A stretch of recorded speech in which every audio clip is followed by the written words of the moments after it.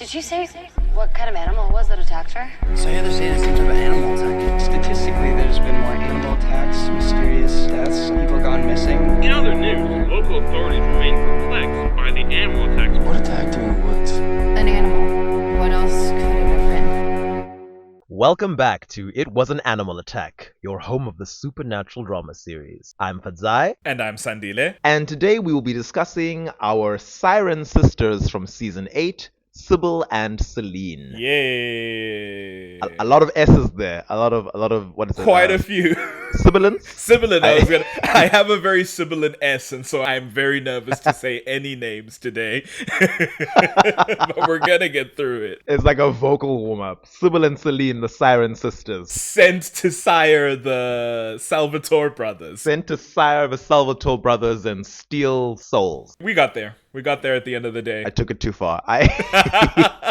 Not far enough by the standards of the Vampire Diaries. As it turns out, you just keep going and never stop, even when you should. Oh boy did it show. So yeah, let's just dive right into it. Sybil and Seline are sirens. A very initially, you would think, exciting. It's the final season of Vampire Diaries. You know, it's time to just go big or go home, or go big and go home. And they finally introduce a new supernatural creature that we've never seen before. At least that's what we think at first. And that creature is a siren. So in this world, we have had various flavors of witch, vampires, werewolves, and then we've had crossovers and hybrids between those three, as well as ghosts, who are just the spirits of one of those supernatural creatures or their combos. And we've also had supernatural hunters like Jeremy. And then a medium who's a person who, I guess, dies, their soul is somehow on the other side for a bit and then comes back. It's unclear because technically Matt and Jeremy don't go to the other side when they die. They're human deaths, so how they became mediums is not clear.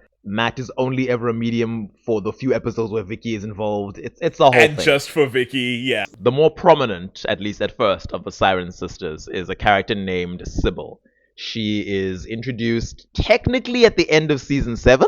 Yeah, there's a lot of talk at the end of season 7 about that vault and this existential evil that exists in the vault that's so horrific that they can't even speak its name. There's this quote that I don't remember her name, but she's a Saint John. She's one of the Saint Johns that pop up at the end of season 7. I think it's Virginia. It's Virginia Saint John. She says, it's not a who or a what, it's what it does to you. And I remember my sisters and I ruminating over this phrase and thinking how utterly stupid that sounds when you think about it for longer than 5 seconds. Especially when at the end of the day you learn it is in fact a who and a what. So what the hell were they talking about? I don't know. This happens between seasons, so who knows what they might have changed between the end of season 7 and the start of season 8, where we actually get into the meat of this character. Yeah, it is notable though, one informed the other, but I don't know in which direction. But you say this is the first time we get a whole and original supernatural creature that isn't a hybrid of the 3 existing archetypes. And it's interesting that this season also serves as a launch pad for legacies. And I'm curious if they had already planned in their minds that we're gonna do legacies where we just expand the world to include every supernatural creature under the sun all of a sudden, though they haven't been mentioned by immortal characters who are long-lived, or if they did the siren because someone just decided, let's do sirens, and then after that we're hey, now that we've opened this door, we can do anything. Maybe. I don't know. I mean, I have a lot to say about the execution of just sirens as a supernatural creature that's introduced. But before I do that, we'll quickly run through what it is they do in the season. They do a lot, but also nothing. So accurate. So season 8 starts basically where season 7 left off. Damon and Enzo have released this mysterious creature that was trapped in the Armory, and are seemingly under its thrall. Bonnie is magicless because that has to happen once every 3 seasons of this damn show. Alaric and Caroline are raising his twin daughters that are biologically Joe's but were birthed through her vampire body because that's possible now. They think of her as their mother, they call her mom. It's this cute little family with parents who aren't married or in a relationship. Thank goodness. Thank goodness. There was a brief moment in season 7 where it looked like it was close for a second there. We should save that probably for another episode. We will save that. I was like, oh no. So that's what's happening. Caroline is a very busy woman. She's a working mom. She's like a news anchor, I believe, while Alaric is working at the Armory. I don't know where Alaric gets his money from because he was a history teacher, then he was literally and legally dead for several years. Then he was a college professor, which I'm like, okay, he was the enhanced original at that point. Maybe he compelled his way into that job. That seemingly just stopped once they moved away from the college setting. And now he's working with the Armory. Well, from something he says, and it may have been like a cover story line to one of his new interns at this Armory, he mentions that he has tenure. So it's possible that, like, for whatever reason, the Whitmore College is perfectly happy to fund him as an occult studies professor to, like, study this, quote, archaeological find in the vault, right? They have all these artifacts that they're cataloging. He's got actual students working for him. So it seems to be they're getting some kind of credit for this, so I think he still has his professor job. Okay, so he is still Professor Saltzman. Okay, that's good. At least that tracks. Possibly, I think so. He's got the students working for him. Dorian, who becomes a recurring character or a main character in Legacies, I think. Haven't watched all of it. Good for him. And Georgie, who is too flirty for comfort sometimes. Oh man, I think it's safe at the end of the day, but it isn't played concerningly enough for me. Like, there's a moment where it seems like Rick is considering it. He makes a joke about her being a temptress, and I'm like, sir, that girl is half your age and is your student. I mean, don't piss me off. How old is Rick? I don't know how old Rick is. Rick is post-time jump has to be like late 30s at this point, and these are like undergrads, postgrads. I don't know. I'm not sure. The age is only an additional access to what is already an imbalanced power dynamic when this person has control over your grade. That's the problem. But I mean, she's the one flirting with him, so it's like, girl, you should also not be flirting with your educator, who's kind of your boss. Like, this is inappropriate. But much like Caroline, he does have a full-time job, so he is busy most of the day, and they have hired a nanny to look after the kids. A sweet young woman. It's the CW, so obviously she's conventionally attractive and beautiful. She's very good with the kids. And her name is Seline, which, yeah. Yeah, that should be the first. I don't know if we were meant to pick up anything on that. For those of you who don't know, Seline is a Greek name. It comes from Selene, which was the personification of the moon in Greek mythology. What else comes from Greek mythology? Sirens.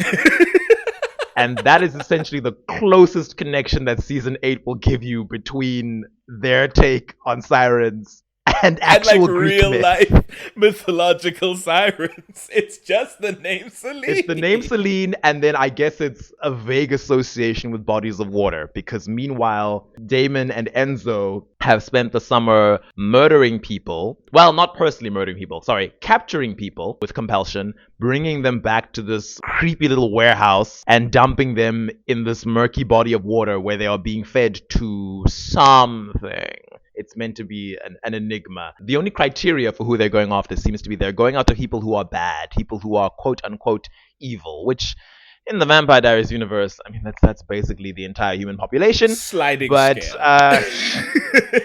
It could be anyone. But yeah, they're compelling people and questioning what's the worst thing you've ever done in your life. And then by whatever metric they've determined, if it's bad enough, they're getting roped in to be fed to this subaquatic creature that they've got in this warehouse. It was pretty creepy initially. Like, it's that thing of before the reveal, it's scarier because your imagination is filling in whatever gaps you personally would find the scariest. From what we see, Damon has already given up and turned off his humanity because, he can't deal being mind controlled and being made to kill bad people, even though Damon has killed innocent people before, so I don't know why this is weighing so heavily on his conscience. Yeah, it is framed as this, and it'll pass through the rest of this season, but it's framed as though he's done it to make the process easier for him. But like you say, Damon has never had qualms about killing people innocent or guilty, and really it's to shield himself from the idea of Elena's gonna wake up one day and find out what he's done and hate him for it. That's what he's hiding from by switching off his humanity. It's always the Elena of it all, It's always, I have to be good because otherwise Elena's not going to be happy. And I'm like, can you imagine how dangerous Damon would be if Elena was a bad person? Or like a worse person? I thought you were going to say, can you imagine how dangerous Damon would be if Elena wasn't like the symbol of his restraint? Yes, Damon in season 1 and 2. And Damon in season 7. Also, it's hilarious that like we open season 8 and Damon has already switched on his humanity. Enzo's clearly having no issue fighting whatever mind control is happening, at least in some point. Yeah, he's got his humanity on still. He's having slight problems, but it seems that he, and Damon to an extent, they found a way to sort of shield parts of their subconscious from this creature that seems to have a psychic hold over them. I did enjoy the psychicness of it all because in as much as we've seen mind control many times in this universe. We've seen it through vampires, we've seen it through Silas, we've even seen witches be able to enchant people and exact some form of mind control over them with spells. But I did enjoy that this one was very like, I almost want to say like X-Men-y. Like interesting. Direct telepath, like digging through your thoughts. Like Damon is telling Enzo that he needs to also turn off his switch because this creature is going to know if he's hiding anything from it. But at the same time, Damon is sort of within his mind clinging to this idea of Elena, almost as if it's like this tether that he can still have to possibly lead himself back if and when the chance presents itself. Whereas Enzo is clinging to Bonnie but has hidden that memory away by just not thinking about her. Like he's refusing, he's compartmentalizing, like he's not letting his mind go there. And it was just reminding me of all the various ways that in Marvel Comics with the X-Men, who have a lot of telepaths in their universe, people have found various ways to like dodge telepathy through like mental techniques. Yeah. Eventually after feeding it horrible people for, I guess, an entire summer, the creature has fed enough and it climbs out of the water to reveal the form of a beautiful young woman who is named Sybil. She only introduces herself by name much later on. I think she spends an entire episode like chilling with Damon and Enzo before she says her name. But once she climbs out of the water, she does explain that she's a siren. Yes? Or I don't think the word siren is said until Bonnie and Rick are doing like research on their own end. Because they've encountered Damon and Enzo, I guess, out in the wild on their spree. I think Bonnie, from her interaction with Enzo, has gathered some like details of what's happened to them. They can see they're being controlled somehow. They're refusing to say certain things. And from that, and the research that Rick is doing in the vault, the like items that they're finding, the books they're reading through, they surmise that it might be a siren who is controlling. Somehow, coincidentally, Bonnie and Enzo had been discussing the sirens in the Odyssey from Greek myth, like before all of this had gone down. Enzo had been reading her the Odyssey.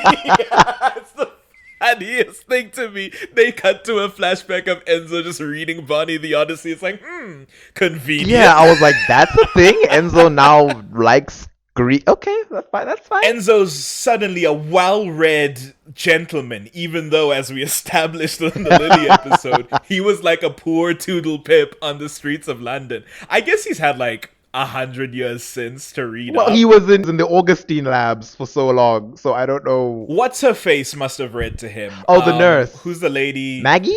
Yeah. Was her name I might have made that up. Know. I don't know what her name was.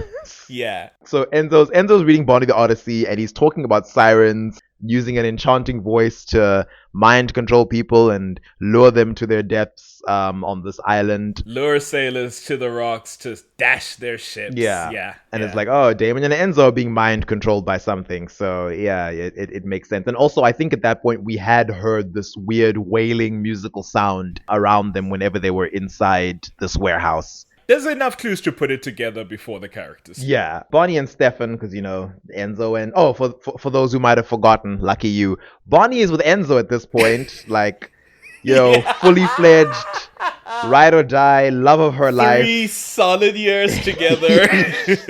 But yeah, Bonnie and Stefan are trying to track down Damon and Enzo. I can only assume that in the Vampire Diaries world, right, real human crime, as well as all the other supernatural vampires who might exist as rippers or newbie vamps who lack self-control, I can only assume that they are all really well-behaved or very discreet, because every time in this show that someone is on a bender and needs to be tracked down, they'll be like, oh, there's this trail of dead bodies from point A to point B that I've been tracing, so I know it's them. I know it's this person I'm looking for, and they're always right. There couldn't possibly be another vampire in this part of Chicago. It must be Damon and Enzo. Or a human. It's like, or a human committing atrocities. I'm like, there are regular murderers too. The Vampire Diaries version of the United States has got to be the safest version of America I've ever seen in fiction.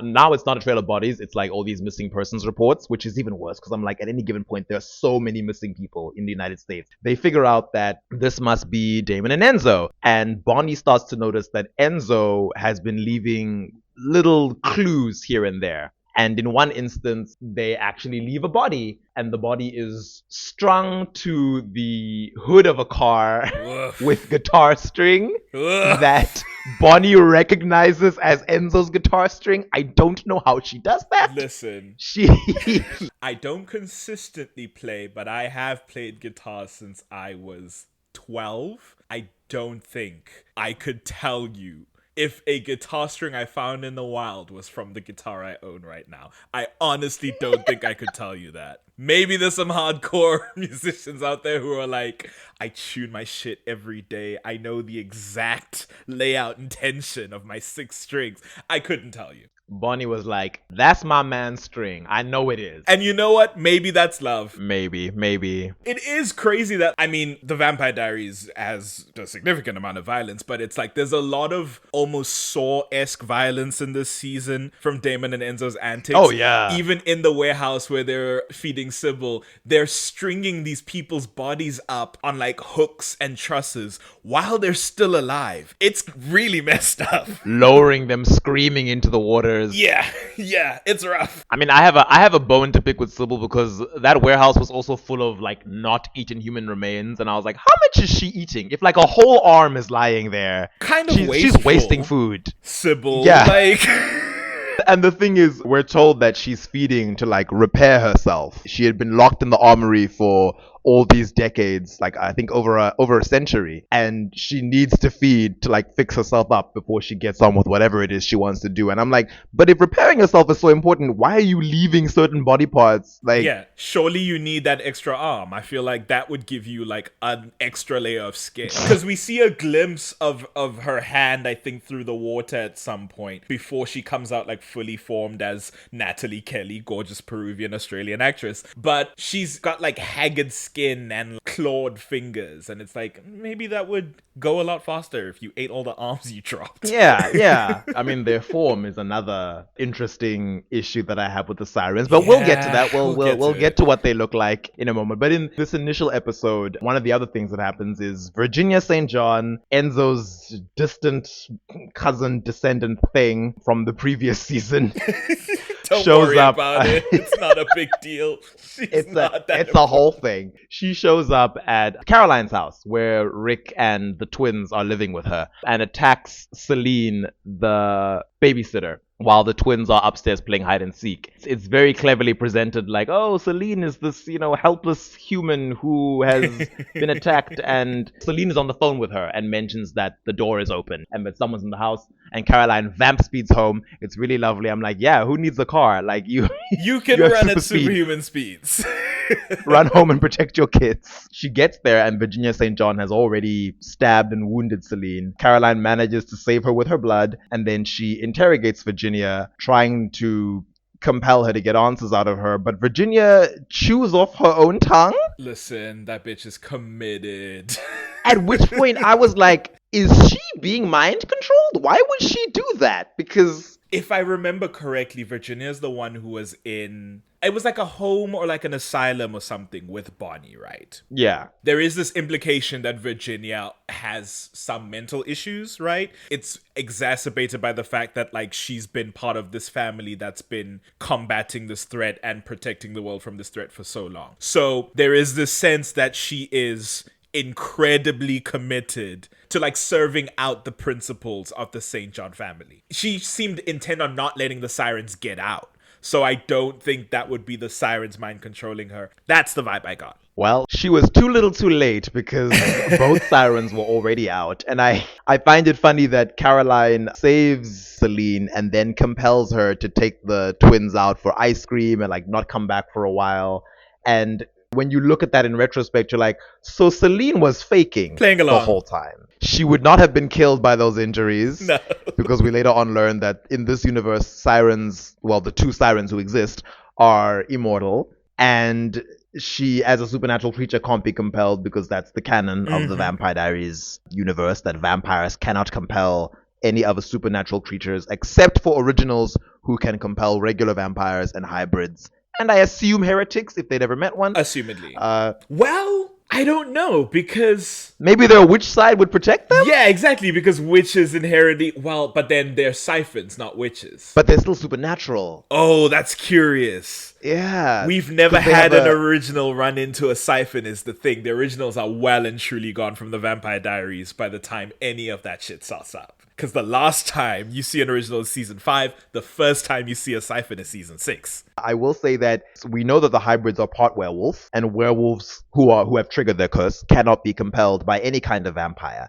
But Michael compels the hybrids and tells Klaus that your hybrids are half vampire, and therefore they can be compelled by me. So I have to assume that that means heretics can be compelled. Yeah, that's a safe extrapolation. Seline feigns compulsion and then goes off because I guess she's just a really good actress.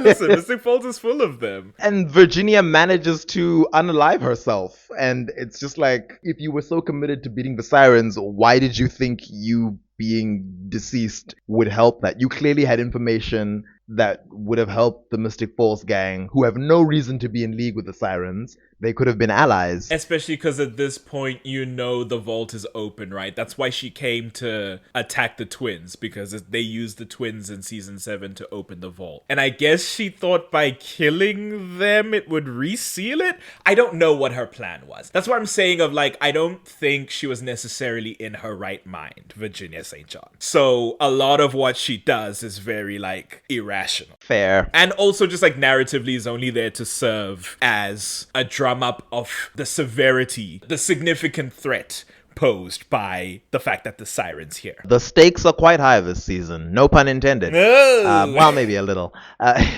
Meanwhile, Alaric and his horny student, his horny intern Georgie, Get out. are digging through these underground tunnels in the Armory, which I'm like, didn't we already do the underground tunnel thing previously with the whole backstory of the originals and the werewolves of Mystic Falls and whatever? But it's fine, whatever. There's this weird thing going on where there's sort of a doorway within the rock itself that can only be accessed if you deprive yourself of all your senses except your sense of touch. They have to use like noise cancelling headphones and a blindfold to get through. At this stage, Georgie is the intern who is primarily working with Alaric, while Dorian is always like off in the other room doing other things. Dorian fully disappears for about 6 episodes, and if you're asking yourself, listener at home, is he the black one? Yes, he is. So, not much more to be said there. He ultimately fares better than Georgie because He gets Georgie into legacies, is... and Georgie's dies. Yeah. I mean, if you make it to legacies, hey, you got out better than a lot of people from Vampire Diaries and the originals. Is that a win, though? Like, are you really better off? So it's a win like living to be 100 is a win. It's like, well done, nothing killed you, but also now you're decrepit. You're in Is constant chronic this fun? pain and everything scares you. To any of our listeners who might be 100, we apologize. And we love respect you. you for making it this far. Centenarian. Yeah, well done. So Georgie, she's one of those characters who is introduced in the Vampire Diaries and serves as an integral sort of exposition to something that's going to be important that season, but she isn't around for very long. That happens a lot in this show. On the Damon and Enzo end, Damon has been psychically informed by this siren that he and Enzo are apparently destined for some sort of eternal torment for the things that they have done, which is scaring Damon enough that he's like, yeah, as long as I serve this creature, I hold off said torment. So for the time being, I'm happy to do that, even though I know what I'm doing is bad. Yeah, I will do anything and everything to avoid consequences for what I've done. I will kill anyone on Earth and abandon all my so-called friends so I don't suffer in hell. And Georgie tells Alaric after they discover a nifty-looking symbol in all the archaeological finds that they're dealing with, primarily from the St. John family, who are Enzo's family, for those of you who have forgotten. Lord knows I forgot that Enzo even had a surname.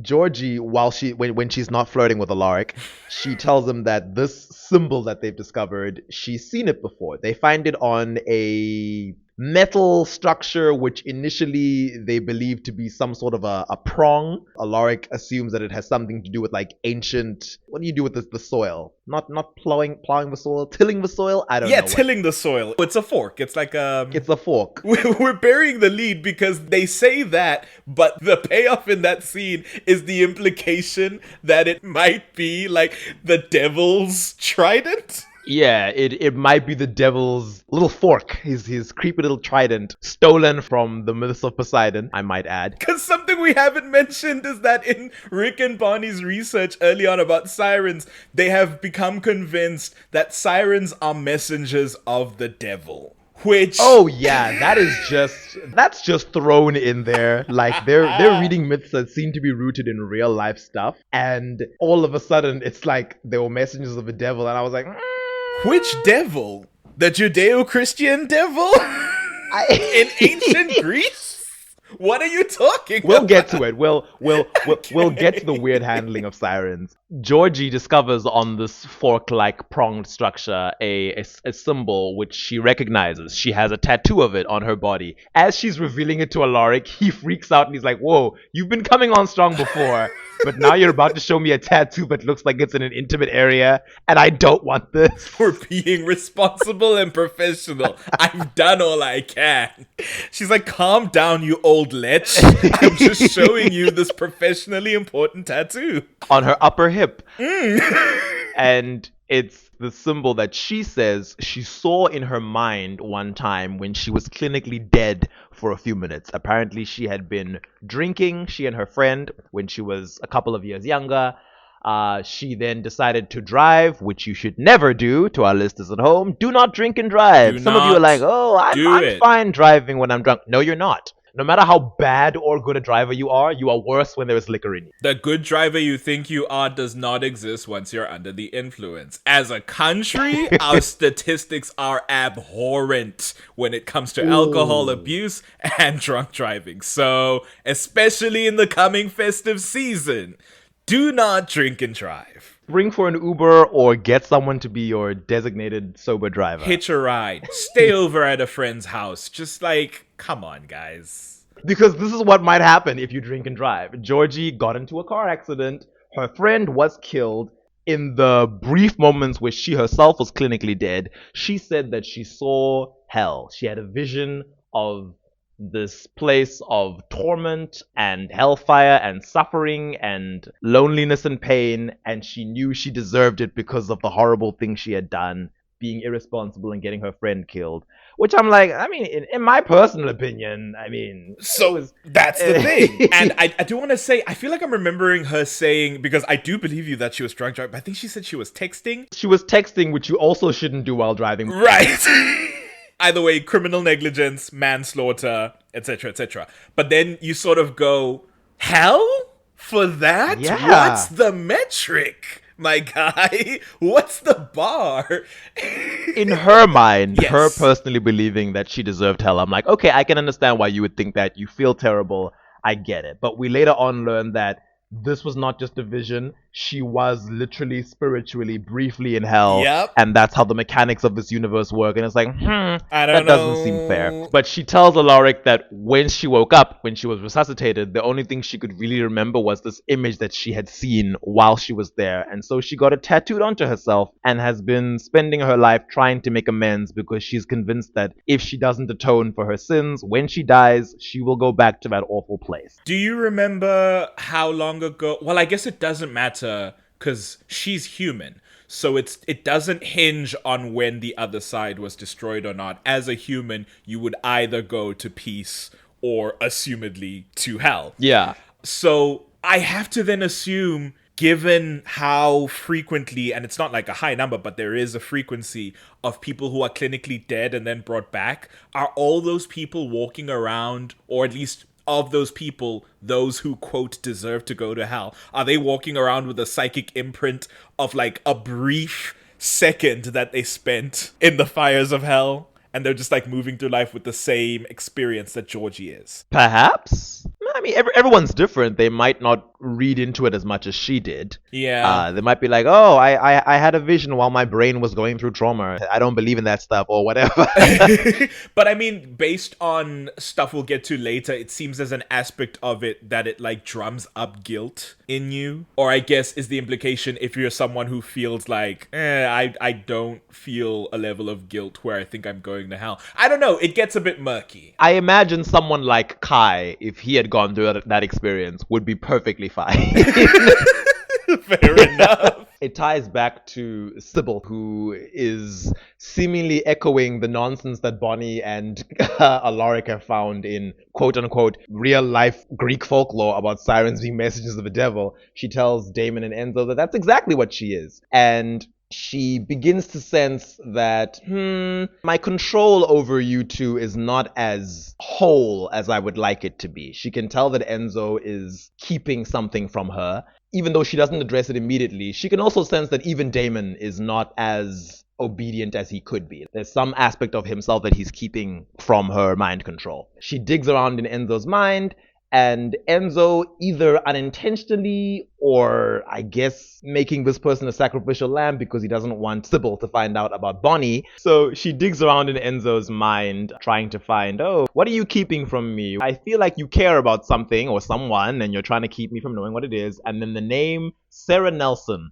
slips out of his... No, I think you had it right the first time. I think she's a sacrificial lamb. I think he presents Sarah Nelson as a distraction from Bonnie. To be like, this is who I'm thinking of. Well, that's not fair. In his mind, it was like, okay, I'll present Sarah Nelson, and then we'll go after Sarah Nelson, and that'll rope in the Mystic Falls gang to hopefully do something. But at the same time, he sold out Sarah Nelson. This innocent woman who was just living her own life. I had forgotten that Damon was not aware of Sarah's existence at that point. Thanks to Stefan's fervent and long-suffering efforts that all go up in smoke in this episode. Because they managed to find Sarah. Somehow Enzo, does he contact the Mystic Falls gang? I have to assume they're tracking the trails of bodies again, or the trails of missing people or whatever. And when they recognize the area they're moving in, Stefan instinctually goes, that's where Sarah Nelson is? I think it must have been something like that. He knew that Enzo knew of her. Exactly. Well, more than knew. Enzo had been harassing her for like most of season 6 and a little bit of season 7. And then he just got over her and just like left her alone and never told Damon about her, which I guess Stefan was like, okay, don't look a gift horse in the mouth. Yeah, I'm not gonna question. I've got enough going on. Stefan, Caroline, and Bonnie go to find Sarah at the, I guess, university campus where she's now living. Yeah. Apparently, she had lived quite a life of luxury before, but once she found out that that was all because of Stefan's machinations, she like gave up the trust that he had set aside for her. And I was like, no, girl, take this white man's money. Girl, don't. I understand the instinctual pride bullshit you've got spinning in your head. Take the white man's money. Use it. Use it. I don't care if it's blood money. Use it. It's literally her family's money, though. Like, it's money that Stefan shouldn't even have been alive to inherit. Right. Like, it should be hers. Rightfully, it's reparations, frankly, for what was done to your mother. And also, the thing that pisses me off is that, like, that all is true, and also at the same time, Stefan did pretty right by her, and all of Enzo's machinations have now messed up what might have been a positive relationship. Yes. If Stefan had ever been like, I'm in a place in my life where there's no darkness, there's no danger, I feel comfortable approaching this girl and being like, here's where you come from, here's our family. Enzo messes all of that up the moment he goes to find Sarah Nelson in season 6. So it sucks that now she's like, screw Stefan Salvatore and his money. And it's like, girl, he's been taking care of you your whole life. He's actually really nice. And what is wild is that when Stefan shows up trying to help her, the thing she says is, oh no, I don't trust you. I'm not going anywhere until Enzo says that it's okay. Because he's the one who's been honest with me. He's the one I can believe in your little circle of friends. And I'm like, girl, I think you need to watch this show. I want to throw something.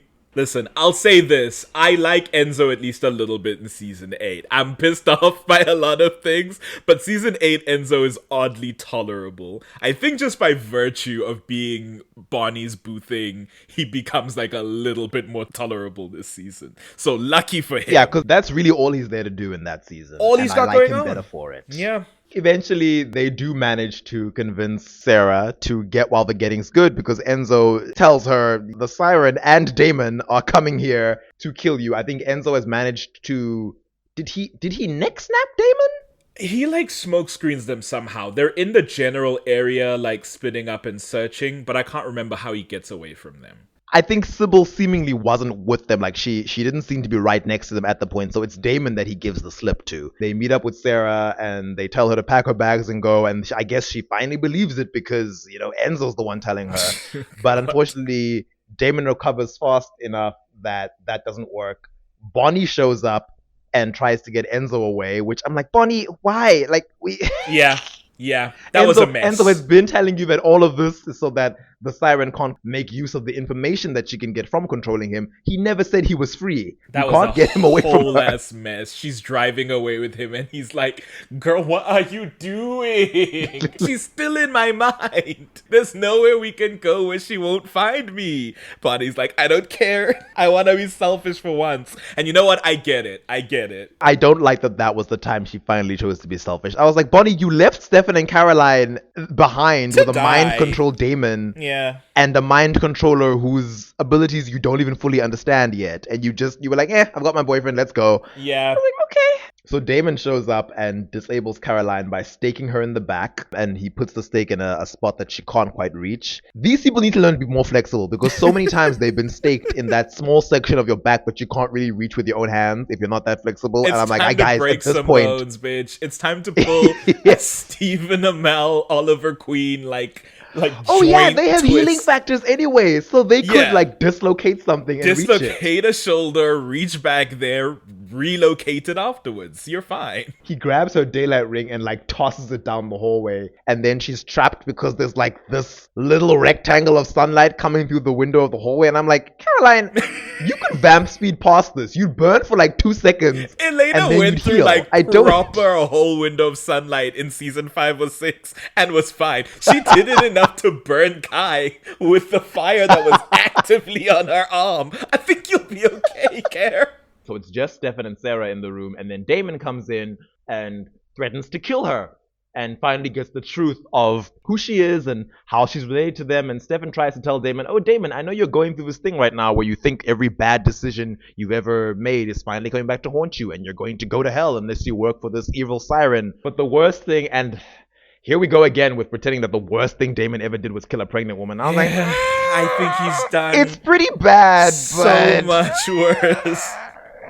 Also, the implication that Damon cares about that. Well, he seems to consider it the worst thing he's ever done. He does. Damon does. Mentioned it. Or Stefan does. Yeah, Damon does. Damon and Stefan seem to consider it the worst thing Damon's ever done. And I'm like, I don't... Because I remember when Damon reveals it to Elena in a few seasons prior, like he's so ashamed of it and he thinks that, oh, you just, despite all the bad things Elena knows about me, this one is like really, really bad. And even Elena is like, Damon, did you kill a pregnant woman? And I'm like, girl. Girl, what? Girl. He's massacred people. Damon had a sexual relationship with your friend while she was under mind control. He assaulted your friend. He killed your brother. He killed your boyfriend's best friend. What are you talking about? You killed a pregnant woman. He murdered Vicky for fun. For fun! I told you, Elena's a good Christian woman. That unborn baby was worth more than any of those people. A pregnant woman? The cardinal sin. I mean, Damon went around killing all these various Whitmores over the decades who had never done anything to him, like Aaron's entire family, traumatizing generations of people by essentially orphaning them, then leaving them alive long enough to reproduce and like make the family tree branch out more before decimating them again in a few generations. But we're gonna act like, oh, the worst thing he's ever done in his own mind and everyone else's mind is murdering a woman who had an unborn child in her. It's not even the woman herself whose life matters. It's the fact that there was an unborn child in her. And this is the thing too, the implication, right? Because you could argue it's not about the virtue of a pregnant woman or whatever, because what does Damon care? I guess the implication is that she was connected to their family because she was Uncle Zach, but like their distant nephew, Zach Salvatore's like partner. It was Zach's unborn child, which is Sarah Nelson, if we haven't made that clear. Yeah. The implication is that because it's a connection to family, Damon doesn't care. Damon killed Zach.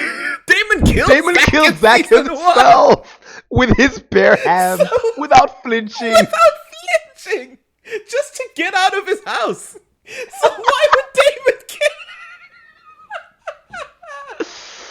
I don't understand. Damon didn't give a damn. But Stefan is assuring him that, look, here is Sarah Nelson, whose birth name, I guess, was Sarah Salvatore, and she's alive. The thing you think is the worst thing you've ever done didn't really happen, so I guess that now means you don't deserve hell? I don't know what that means you're actually a good person the whole time. Amazingly, he actually manages to get through to Damon, and Damon is like, okay, yeah, it's fine. Sarah Salvatore, run away. Don't let me ever catch your ass again. Like, leave while I'm still in a good mood. Right. But unfortunately, she opens the door, and suddenly Sybil is there, having followed Damon and Enzo to this campus. She stabs Sarah Salvatore in the gut, fatally wounding her.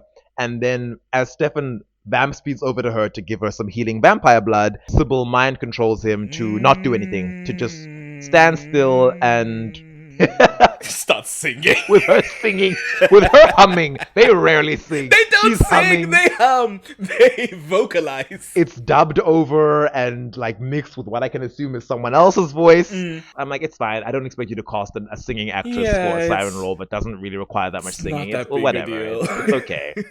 I will say though, when Sybil sings, Sybil in general is like, she's such a almost like campy character. Yeah. She feels very not out of place necessarily, but she's in stark contrast to everything else that's going on around her. She feels like a character out of a Desperate Housewives or a Gossip Girl, something like high camp, high drama, where she's giving this like really airy performance of like a rich bitch. You know, she like name drops. I don't know what it is. It's just like her performance is giving high camp, and so when she starts doing these like harmonized singing vocals, I'm like, this is insane. What's going on here?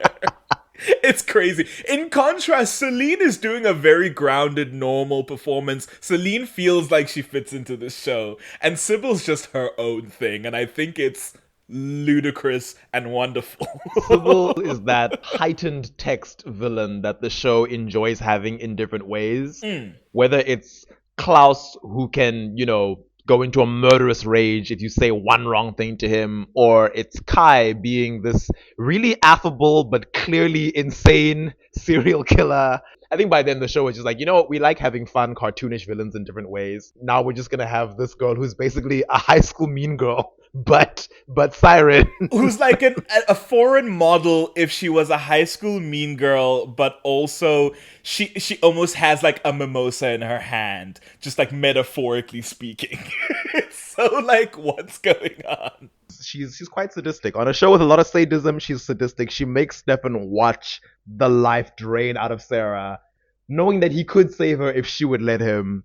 It's so sad It's because he sad. tried so hard for decades to protect her. She was so important to Stefan that even when he was deeply in love with Elena, you know, if we consider everything canon, Yeah, if we have to track it back. he never told her about Sarah. Never once. Yeah. Never told anyone and never intended to. Like, maybe Lexi knew? I don't know. It's painful to watch. And then Sybil can see that Damon feels a little bit bad. So then she's like, let's fix that. I don't like how you've been acting like Enzo is the problem child. Meanwhile, you also haven't finished your homework. So let's... The way she speaks and acts, and it's not new, but it's, again, her performance colors it so well. She speaks like she's the only person, like real person on Earth. And everyone else is just like NPCs that are there at her whim. She's like, I don't appreciate you having thoughts, emotions, and agency, okay? That is not what I hired you for. She starts going in and doing psychic surgery. Literally digs around inside his psyche, finds this memory of Elena that he's been replaying in his subconscious every time he feels like Seline is getting a bit too much control over him. It's the night that they met, which was retconned into, what was it, season 3? Shout out Lord Huron, the night we met. Not the theme for 13 Reasons Why. So it's that night where Damon met Elena that he then compelled out of her mind just hours before she went off the Wickery Bridge. And Seline edits it out so that she's the person that Damon now sees. Not Seline, Sybil, sorry. Sybil? No, yeah. She photoshops herself in like TikTok stitch. She makes a psychic deepfake of herself inside Damon's mind. Yeah, I was gonna say she does a painstaking lasso tool around Elena in the video and inserts a clip of herself. She spent like an hour watching the video and then recording herself matching the movements and then edited herself in. She said, I'm old school. I don't use that AI shit. I put in the work. And Damon now sees the memory as him saying, because the memory was originally him going, Catherine, when he sees Elena for the first time, and then Elena going, no, I'm Elena. And she edits it so that Damon then sees her going, hi, I'm Sybil, and that's the first time you hear her name, which is also a name with ties to Greece. Is a Sybil a type of seer, or was Sybil a seer in Greek mythology? It means prophetess and oracle. In reference to the Sibyls, oracles of ancient Greece. You're correct. Well, there we go. Cool name for a psychic character. She's not clairvoyant though. But, No. She's of Greek origin, I guess. Yeah, the I guess. vibes are Is she? there. Because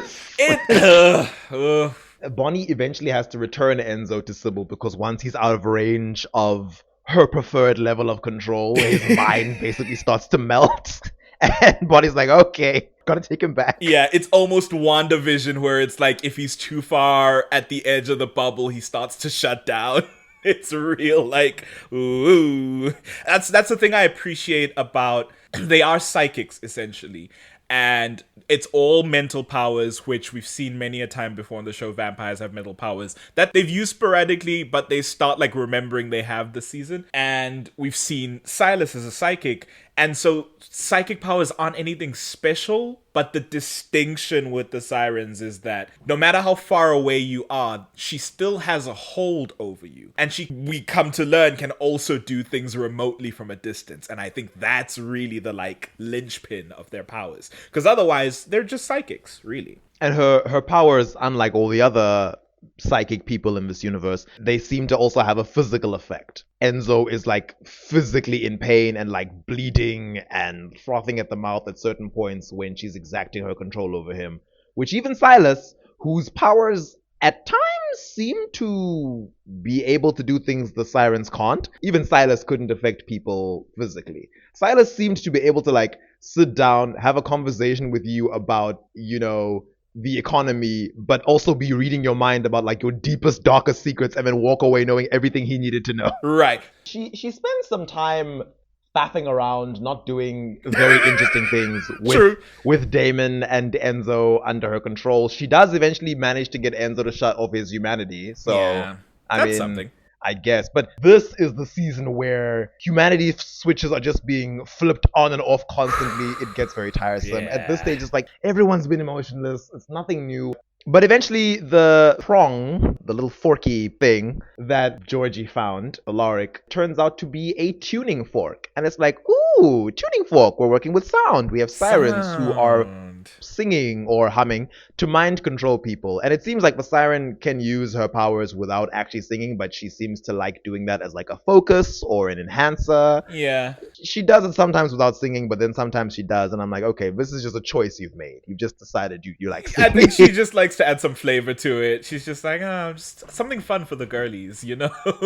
It's not like necessary at all. I guess it's like witches doing verbal and non-verbal spells. Yeah. Like, also, maybe it allows, you see instances where they have to siren a bunch of people at once, then they have to sing. So it seems like maybe it's a power boost. I could casually do psychic things to you, but if I need to control you or make you do something that's like it's gonna be difficult to get through to you, I add my song to like be a brute force tactic. I don't know. a little mental lullaby. How is it that they bring the tuning fork to Sybil and capture her? They've known the whole time that this is something that's going to work against the siren somehow. They know it was forged in like 2000 BC. They know it was shipped to Mystic Falls with the sirens. So when Dorian, I think the other intern's name is, figures out that it's a tuning fork, Alaric goes with it to wherever the siren is. It's Georgie who figures out it's a fork, not Dorian. I had my hopes too high. Dorian's been gone for a while. Yeah.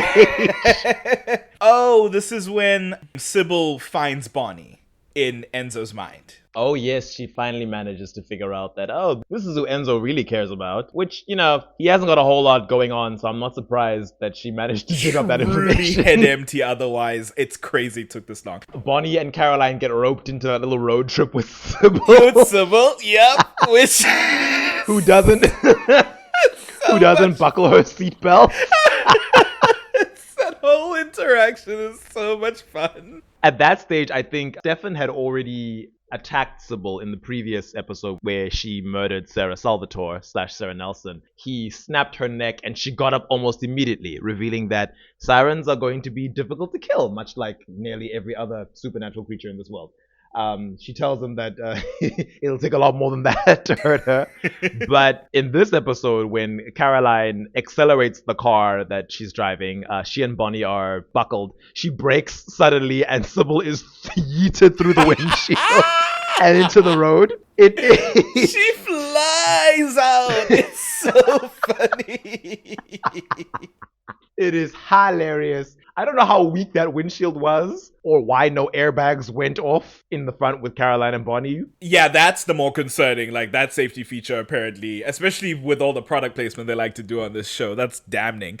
But this isn't at all how resilience as a supernatural power needs to work. But I like to think because she's sturdy, because she's a siren, that's why she broke through the windshield, because she's so dense. Her siren physiology made her smash through that window.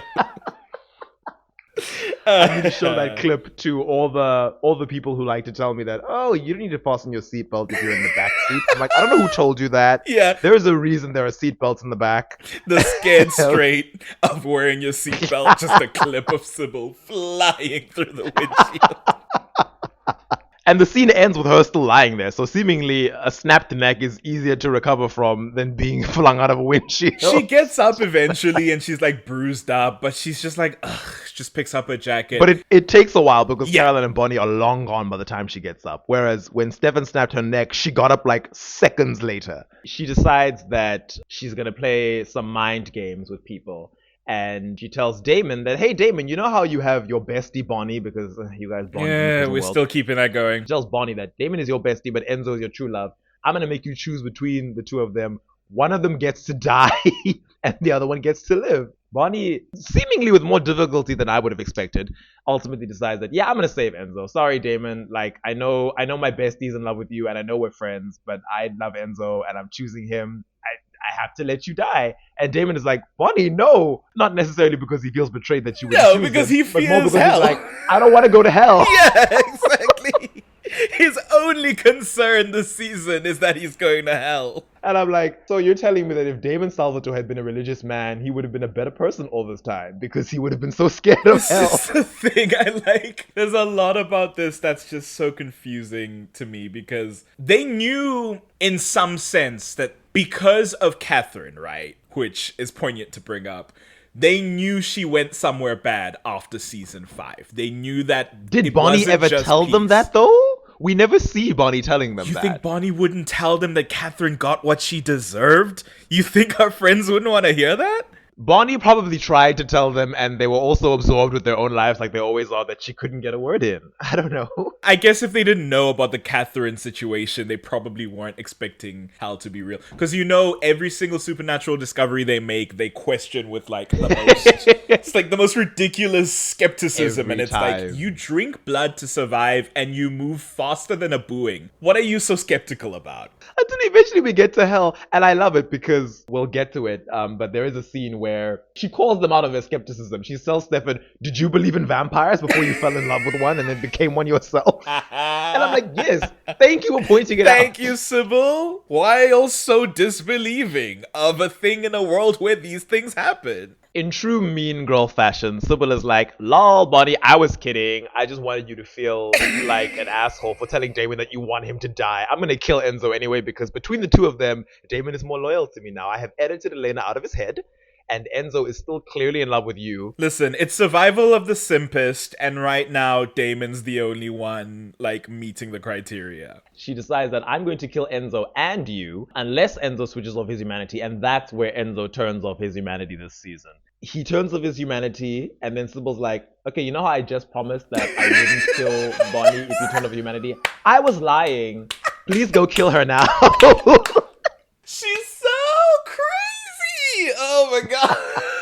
She's so unfair. She's so crazy, silly girl. She's like, ugh, man, I was giving you another fake choice. Come on. You hate me, but you love me. She's insane. She does it 3 times in the space of 10 minutes. God. She tells Bonnie, she's like, I'm going to count down from 10, and then Damon is going to kill you. And Enzo is just going to stand there and watch because his humanity is off and he doesn't care. She starts counting down, and Bonnie is in disbelief and trying to appeal to her friends for mercy. And I'm like, Bonnie, you know how the humanity switch works. You know how mind control works. You are wasting your countdown because, once again, Bonnie's not a witch anymore. So she can't fight back. Eventually, when the countdown is on 4, she finally decides to run. Better late than never. Hopefully you make it out. She doesn't, but... She manages to get outside, and as Damon is, vamp speeding towards her, I think she gets to her car and is about to get inside, but obviously Damon is already there. And then Alaric comes out of nowhere and hits Damon with his car.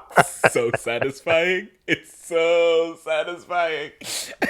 Which I'm like, yeah, the car came from off screen, but how was it not within Damon's vision or earshot? Because the car was speeding. Speeding cars tend to make a sound. Listen, a vampire this season gets snuck up on by a regular human and staked in the back. Everything's out the window in terms of rules. They can no longer hear really well. They can no longer sense anything just through the periphery. Nothing matters in season 8. It's crazy. Maybe it was the mind control. He was so focused on Bonnie, and Bonnie was so afraid of him that neither of them heard the car zooming towards them in an otherwise empty parking lot. Speeding at lethal crash speed. Damon is hit with the car, and I guess that's him down for the count. At least, they assume that he is. I don't know why they don't, double tap, snap his neck, make sure. Horror film vibes. I hit the bad guy once, and then I drop my weapon. And God. Someone drops their weapon this season too. I saw it happen. I was like, why would you put the gun down? You've only shot him twice. He's not dead.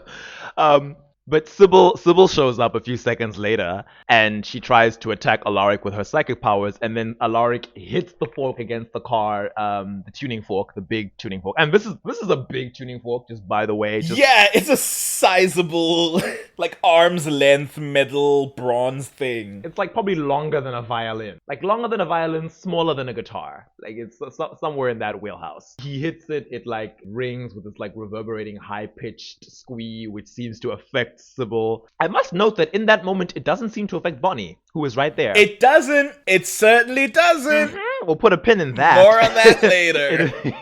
It affects Sybil, and they are able to, I guess, take her down. And Enzo, her other little henchman, shows up, but Stefan snaps her neck from the back because Stefan was around, I guess. Yeah, the whole thing was that while Sybil was off to find Bonnie, because she'd sifted her from Enzo's mind finally, and she was here to find who this girl is who has both of her boys in a little tizzy. What sort of power do you hold? Because, like, her whole vibe is having power over men. Well, not just men. They seem to be able to siren anyone. Yeah. But, like, the whole vibe is that she has these two men at her beck and call, and she wants to have full control over them. And Bonnie, seemingly just a regular human person, seems to have such a hold over, she says Damon and Enzo, but it's just Enzo. I don't think Damon at any point. Yeah, it really is just Enzo. In terms of like his mind control situation with Sybil, Bonnie is only important to him for that single episode. Every other time, it's always about Elena. But she's so perplexed by like, how does this mundane, regular girl have so much control over Enzo and Damon without even trying? And she's having to work so hard at something she can normally do at the drop of a hat. She mentions a number of people she's like mind controlled and slain over the years, and she's like, give or take a few hundred Phoenicians, which I thought was hilarious. And she's like, why are these two giving me so much trouble? Oh, it's this bitch Bonnie. What's her vibe? I have to know. And so while she's with them, Bonnie and Caroline, Damon has lured Stefan into a trap, and then they are like fighting in that warehouse. So that's why Stefan is there to snap Enzo's neck. Amazing that Stefan falls for that, honestly. I guess he's trying to see the where Damon is concerned. Blind It's spots. his biggest Yeah, flaw. this is the same Stefan who thought that his father would spare Catherine once he found out that she was a vampire. I'm like, Stefan, grow up. Notably so willing to believe the best of his monstrous family members. Once they've incapacitated Sybil and Enzo, Damon manages to get away because of course he did. You only hit him with a car. You didn't, temporarily kill him by snapping his neck. You didn't vervain him. We see that Georgie, Alaric's intern, the one who had a brief glimpse of hell, has been watching this from afar. And it's like, ooh, mysterious. What is she up to? Because everyone in this show is always up to something. Like, a character doesn't get more than 5 lines unless they're up to something. She pisses me off. I love the actress, Alison Scagliotti. She was in Drake and Josh. She played Mindy, who's like Josh's rivals to lovers love interest, which I thought was fun. Oh, maybe she looked very familiar. Maybe that's where I know her from. But the episode ends with Sybil now trapped inside this cute little glass prison inside the Armory. I don't know why they think that that's going to stop her from using her psychic powers, but they are regularly ringing the tuning fork, which does seem to be disrupting her abilities and causing her pain. Causing her pain, it seems to give her like a little headache. The headache is causing her discomfort. No. Okay. I say this to say the story suggests, or the writing suggests that like this is the ultimate weapon against the sirens. And all it is that they ring it and she just touches her temples and she's like, oh, that sucks. And it's like, we've got Vervain that not only burns vampires, it fully incapacitates them, like brings them to the ground. We've got Wolfsbane that does the same for werewolves. We've got, I forget what it's called, that like completely cuts off a witch's magic. A thing you can make a witch ingest to cut off their magic. And it's like, oh, the siren just has a little headache. It just felt so underwhelming. But yeah, that's all I'm saying. The episode ends with Damon, who I guess Sybil has been feeling like, Damon, I know I have you under my control now since I photoshopped myself into your Elena memory anchor. But I feel like your friends are being annoying because they won't let you go. And I don't like to share my toys, as I have made very clear by this point. She basically pushes him to, you gotta do something to prove to your friend that you won. beyond saving. I want them to stop following us around. And so even though Damon is not under her direct influence and not near her anymore, she's still able to push him to do this thing. And lo and behold, the writers decide the thing that Damon's gonna do to truly convince his friends that after everything else he's ever done, that he is beyond saving, is he's gonna murder Tyler Lockwood. Tyler Lockwood, who, just for context, has not been in the show in any real capacity since like season 6. Back briefly in season 7 to take Elena's sleeping body away.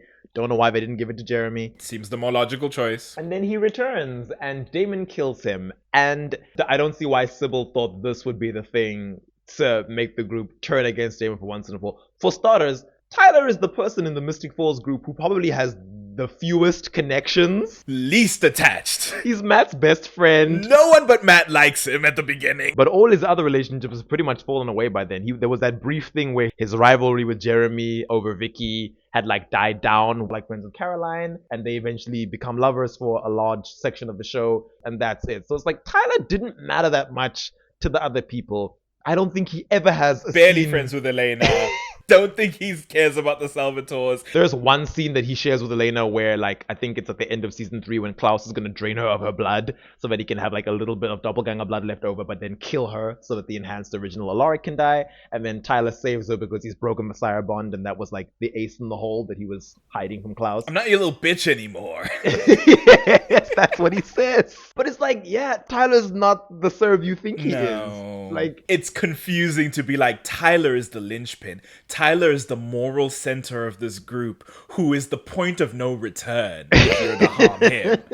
Tyler Lockwood. I guess Michael Trevino maybe was tired of being in the show and he was like, yeah, you can kill me off. I don't want to come back. Write me out. So Damon murders him, and the weird thing is, even as he's about to die, Tyler is like, I'm not going to beg for mercy or try and run away. Like, go ahead, kill me, Damon. Do this horrible thing and know that it'll haunt you forever. One day when you're past all of this and your humanity is back and you're free. And I'm like, Tyler, I think you especially are overthinking your importance to Damon. Yeah, like, where are you overestimating getting this idea?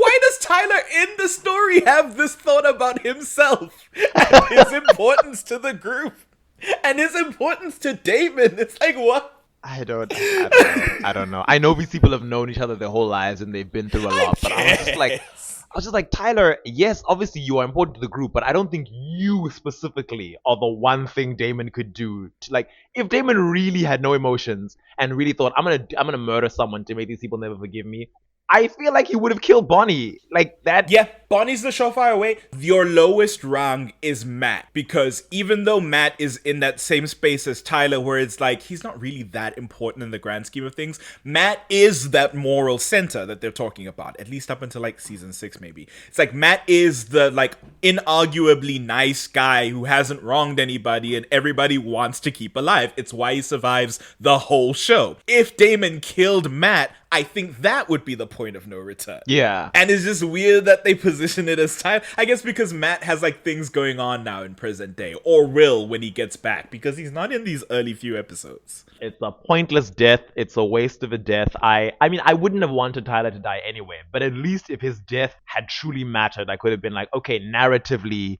I can respect the choice. Just a stupid note that has nothing to do with this very important criticism. When Sybil makes Damon do this, right? Quote unquote makes. I don't know. I don't want to lose the active choices that Damon makes in this story, because Sybil presents this idea to him that like, you've gotta cut all ties to avoid hell, and he's like, gladly. When she's doing the like singing to reach him psychically from a distance, there's this song that's playing in the background. I don't know what song it is, I have to look up later, but it's this like pop song, like a slow kind of song, and it's playing like non-diegetically, right? You understand that it's theme music for the episode, the way that television does. Then Sybil starts humming, and it's in the tune of the song playing in the background. And then I'm like, now what's happening here? The diegesis is crossing streams. Can she hear the background music? Is she hulking through the fourth wall? What's going on? I told you, sirens are powerful. It's the final season. She's a siren. She can hear the music too. She reached through the episode's borders. She put her head outside my laptop screen and heard the song play. I was like, hello? Where'd you come from, sis?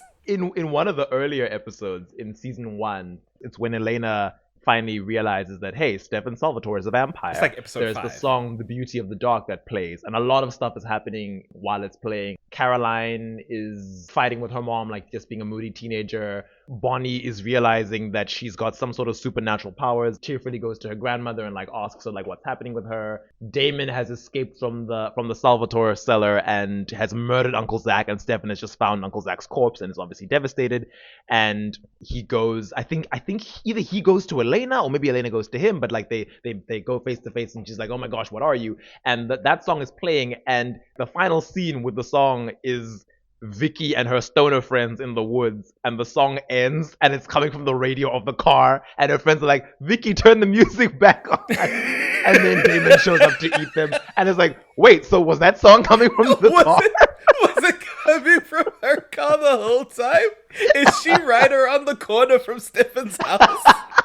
She's the midpoint between Stefan's house, Caroline Forbes' house, and Bonnie Bennett's house. And she's playing it so loud that all of them can hear it. So all this to say that this show has done interesting things with the music before. I thought it was so fun. I thought it was insane. Sybil is actually, she's a hilarious character, I have to say. Crazy. She's so fun. I did not care for them the first time around, but rewatching this, just like, now that I can appreciate that, like, something can be bad, but also so much fun. So in the next episode, she is stuck inside the armory again. And she decides it's time for some exposition, because in Vampire Diaries, we have all these characters who are centuries old, and at some point they need to tell us their backstories. Like, it's just a given. I do appreciate the mechanism of it here, though, because she's speaking to Stefan, and she has this fascination with Stefan, right? It's surprising considering how gung-ho she's been about Damon. You ask yourself, what the hell would she want with Stefan, who's kind of his cardinal opposite? And as she gets into the backstory, I do like how they wove that in. She's like, once upon a time, what was it? Was it 2,500 years? I don't even know at this point. It's always like ancient Greece. So this is the thing. 2000 whatever is when they found the fork. Apparently she's from 750 BC. Oh. Yeah, in my mind, I thought, oh, if the fork is from 2000 BC, she must also be. And then later you find out where the fork is from, and it's like, no, that's less related to her and more related to another character who's a little bit older. The character is Arcadius. She tells them bedtime stories. She's like, once upon a time, in this seemingly Greek society, there was a man named Arcadius. And it's a pity that they made the whole Silas and Amara thing so Greek flavored, because now that they're dealing with sirens, they kind of have to go Greek. And it's like, now in this show that like has all these characters whose history spans centuries and continents, we've got Native American werewolves, Nordic original vampires, and then we've got like a lot of Greek witches and psychics, and it's like, we could have explored some other parts of the world. No Sumeria, no West Africa, nothing like that. You know, it's a shame because in the first season, we're supposed to believe that, the werewolf sun and vampire sun and moon curse is this Aztec thing. But then that turns out to be a lie by Klaus. Klaus was like, let me culturally our myths and appropriate. legends can only be lies as African and indigenous people. I hate it. But yeah, Arcadius is he's a character.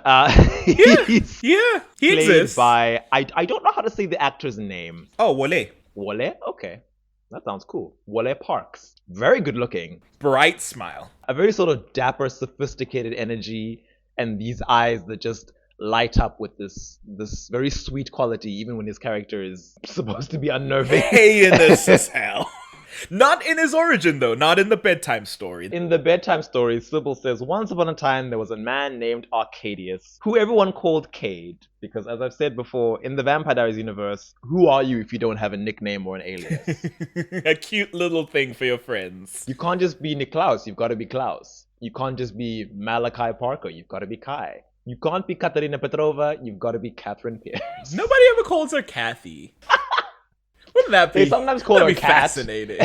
Damon calls Do her they really? Cat sometimes. That one I don't like.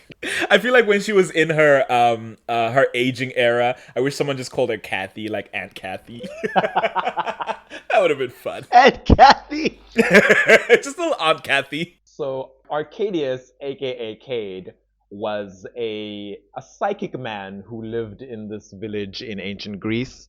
He could hear people's thoughts.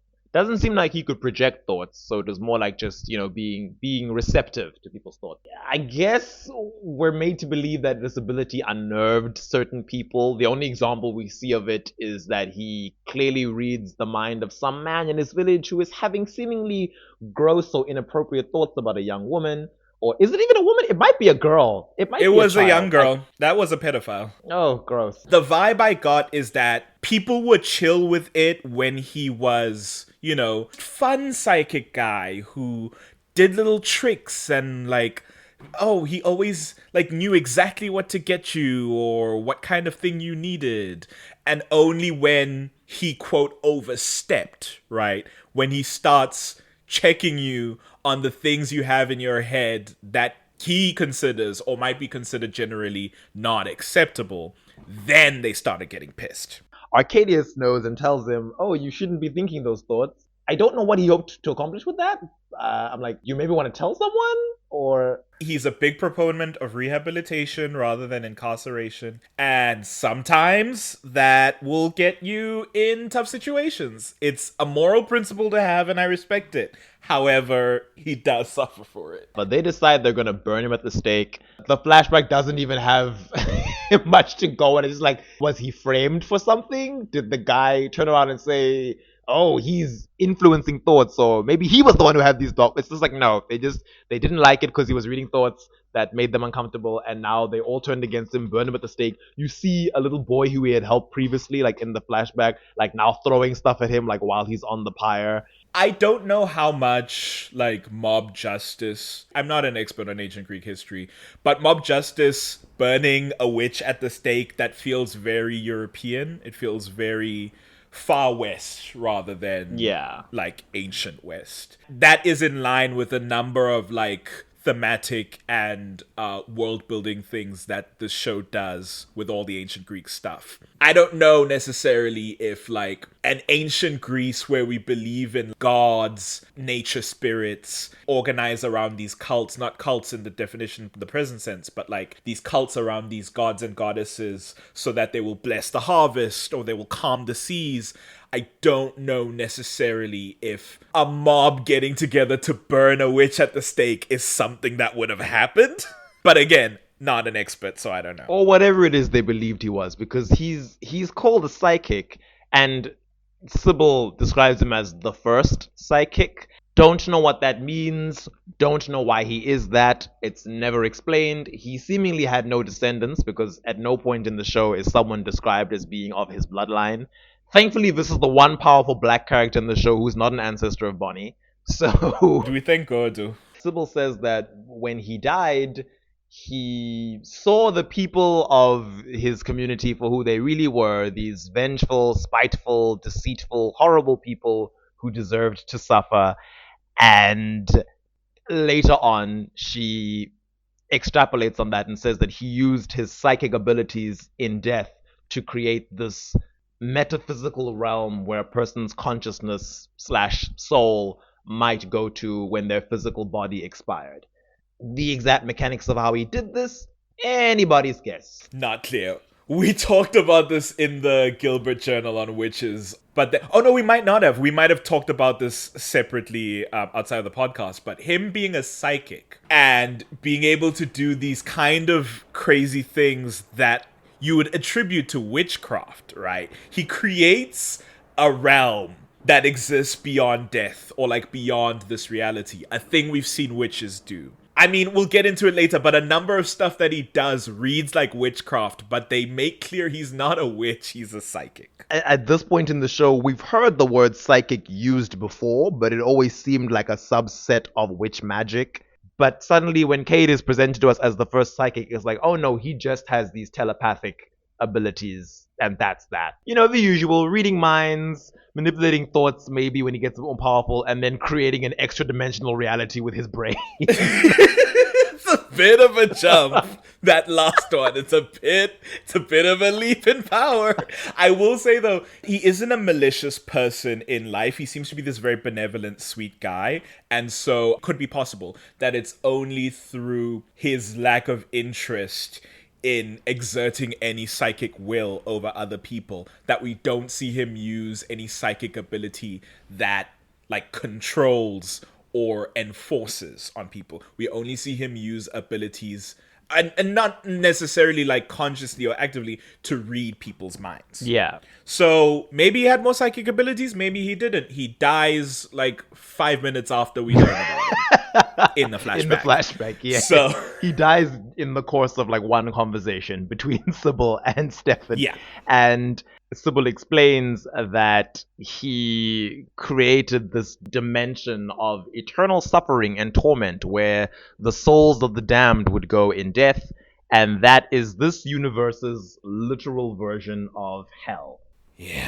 It's never explicitly stated, but I do believe we as the audience are meant to gather that this is where Catherine went in season 6, was it? 5, 6? 5. It was the middle to latter half of season 5. Bonnie was the anchor, and she had just come back to life. Bonnie was the anchor, and Catherine failed to pass through to the other side, which was still intact at that point because the travelers hadn't done their nonsense. Yes. And Catherine is sucked away into the darkness. She is in another plane of existence at that point. She's clearly not in the physical world, and Bonnie can see her, but she doesn't pass through Bonnie the way that spirits are meant to when they go to the other side proper. She just gets sucked away into the night, and I definitely think at that point that it was like, yeah, Catherine went to hell, and I don't think they were going to touch on it necessarily. It was just like a fun beat to be like, Catherine Pierce isn't passing through to the other side. Catherine Pierce has done so much. She deserves some sort of comeuppance, right? And so that was the beat there. I think they were banking on us not remembering that, or at least not thinking about that happening, because of the fact that, I mean, I can say she comes back in season 8. It's not necessarily something we'll discuss in this episode. But the fact that her coming back is this big surprise when Kai goes the original bad bitch or whatever. It's like, Catherine, they were banking on you forgetting. Oh yeah, she got sucked into hell that time. Oh, it's this hell. This hell is better with you, Rina Sawayama. personally, I remembered that she was implicitly in hell, and so when hell was introduced as a proper concept, what does that mean? You pay attention to the details and you hold them clearly in your mind. I do. For the layman watching the show, we could easily forget that. For detail. better or for worse, I do tend to cling to deeds. But also, once the travelers had done their shenanigans and they had, fractured the structure of the other side and it began to collapse, the people who were being sucked away into the darkness, like Vicky, like Silas, I assumed that they were going where Catherine had gone. That's never proven either way. We talk about this in the first episode of the podcast, funny enough, so that's a nice little throwback of like, did the trap door open under the other side and everyone just fell into hell? But Vicky comes back and she's been in hell. Yeah. Okay, so yeah, when the other side collapsed, the people unfortunate enough But is that to a be there. definitive argument? Because it's like, it's very possible the other side just sent whoever needed to go where. It sent some people to peace, it sent some people to hell, and Vicky just ended up in hell. Do I personally think she should have? No. But by the metrics... I think the people who found peace had to find it before the darkness sucked them away. Like Lexi. Lexi manages to save... Who does she save? She saves someone. And then she's like, oh, I've helped Stefan. Like, I've helped my friend. I'm at peace. He doesn't need me anymore. And she's like, she looks up at the darkness and she's like, you're not going to get me. And then there's a flash of light and she finds peace. Yeah. So I guess everyone who was unlucky enough to be there sucks to suck. They went Oh to my hell. god. The Lexi precedent. This is the legal argument that we will stake our case on. The Lexi precedent. By the Lexi argument, everyone else falls into hell. Because Grams also manages to find peace. Yes. She tells Bonnie, I've helped you, and by extension Damon, I've helped you and I found peace. That's all I need. So Sybil then decides to explain part 2 to this little fairy tale once she explains that Cade created hell. He is the devil. We can delve into the mythology of that, I guess. We'll save it for after we've worked through the narrative. She then explains that a little later on, there was another girl, there was a girl, another psychic who existed, who was seen as a problem by her society. She was exiled from her village. Thankfully, she wasn't burned at the stake, but she was put in a raft. But now I have a question about the timing of this, because if she's born like 1,500 years after Cade, why is that still such a lasting concern in this village, this specific village, that she just gets exiled? I don't know if she was from the same village. Oh, she's just from another nearby village that also knows about and hates psychics. I don't. What's the. It would make sense if she was born around the time Cade was like burned at the stake, because then we've got like the issue is present, right? It's like no one was like having the witch panic in the 1900s, 300 years after the Salem witch trials. You know what I'm saying? It's like it wouldn't last that long. It would dissipate, assuming there aren't any like present psychics actively like doing shit. Maybe. Or maybe you're underestimating humanity's ability to hold on to bigotry for many, many generations. Yeah, They were that's like, also we haven't seen a psychic in generations, but if one ever appears, they're gonna get I got. thought we got rid of your kind. Get out of here. It's like we don't burn them at the stake, but we don't want them in our town. We're not monsters, but we're still bigots. They were merciful because she was a little girl. Or maybe because she was white. I don't know. But they put her on a raft. Excuse me, she's grixixixix, and I will not stand for this whitewashing. Hey, played by Alright. a Peruvian Australian actress. So Exactly as is so. often the case with the TVD casting, it's anyone's guess what ethnicity these people are meant to be. It's made funnier by the fact that they acknowledge it in the text, because at some point when Sybil and Seline encounter each other, Sybil makes a note that Seline has lost her accent, and I went, what Oh accent, yeah, Sybil? that was crazy. What Because I was accent like, are you had doing? this diluted Australian accent that is very colored with like American. That comes in and out at any given moment. She's very American sometimes, and I'm like, girl, what accent?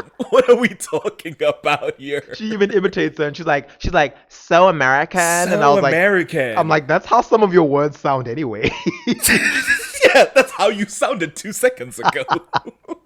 I'm like, why aren't you doing an ancient Greek accent then? In this flashback, when they're little girls, they're not doing an ancient Greek accent. They're doing an American accent. Vampire Diaries and all its shows tended to just hire American actors anyway. I mean, Yeah, I guess you've got to suspend your disbelief and be like, they're speaking in ancient Greek right now. It's okay, it's fine. But I want to hear like a malaka.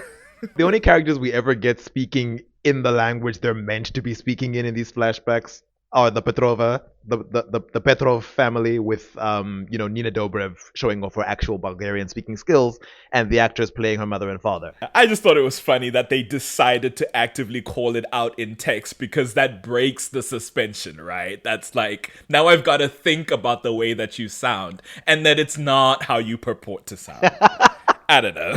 In the flashback, this little girl in the story, her raft reaches this island where she finds another girl who has been sent here. Presumably she's also psychic, and this is just where they send all the psychics. Yeah, this is the psychic island that we send the psychics to She comes form from the same up. village? Are they from the same country? They could communicate, so they must speak the same language. Or are they speaking telepathically? Unclear. I also have to go, now I know from like historical text which islands are referenced when we talk about sirens. So are they in those islands right now? Are they in Capri? Are they in Anthemusa? Like, what? I need to know. Oh, I'm not even going to assume that in the TVD universe, that island could be anywhere. They could be in the Pacific. Frankly, for all they we could know. be in Nova Scotia. They could be anywhere. It's Silas's island. Exactly. It's the same island. They predate Silas, so he wouldn't have been there. Maybe that's how he developed his psychic powers. He was there was like leftover psychic energy. He learned from the best. He harnessed what they left behind, and he built for himself. Behind every powerful man, as they say, are two little psychic girls. You know that old saying. So they meet and they become friends and then eventually come to regard each other as sisters. The older of the two girls, she seems to be older, is the one who is already on the island. And apparently the island has absolutely no food. There is no fruit, no vegetables, no wildlife. There must be fresh water, I'm assuming, because they don't die of thirst. The island is large enough that there is another side to it, quote unquote, where the elder of the two girls tells the younger girl that, oh, there are wild boars there. So, you're too small and it's too dangerous. I'll go by myself to the other side of the island and I'll like kill these wild boars, and then I'll bring back the meat and then we'll eat, and that's just how we'll survive. for years and Me, years a and years. 14-year-old girl, killing boars month to month. It's super chill. Without you ever questioning it or wandering off on your own or getting bored on this island and deciding you're just gonna come and see what I'm up to or walk there without me. No. Do you think she could psychically calm the boars so that they were easier? I mean, the boars weren't real, obviously, but like now I'm thinking about actually being a psychic 14-year-old girl. Could you hunt boars by psychically calming them down and then just real quick stabbing them in the neck and having them die quick? We have no idea if the psychic powers in the Vampire Diaries universe can even affect non-humans. Like, we never get to see if people can control animals in any way. It'd be cool if they could. That's a traditional vampire ability, like the Dracula. Yeah, type exactly. of That's what vampire, makes it controlling creatures of the night. Come like a beastmaster as a vampire. That'd be so cool. Damon is sort of that in the books with his little crow. That Yeah, they his little abandoned crow. off the pilot. Stupid little crow. I wish Stefan had like a little fox because I feel like thematically that would be a nice little symbol for him. Damon has his crow, he has a fox. More for my fan fictions. So here's what it is. At some point, the older sister asked the younger sister, listen, I need your help. We need to draw these people in so that they can come rescue us because there's no food left on the island. The younger, impressionable sister goes with her and they combine their psychic powers and summon this ship. They reach out with their psychic powers, their psychic minds, and convince people to come towards them. But because the rocks on the island are so precarious, they crash and have their ship destroyed on the rocks, trying to get to shore. And assumedly all drown and die or whatever. And so that's the big horror for the younger sister of like, the older sister knew that would happen.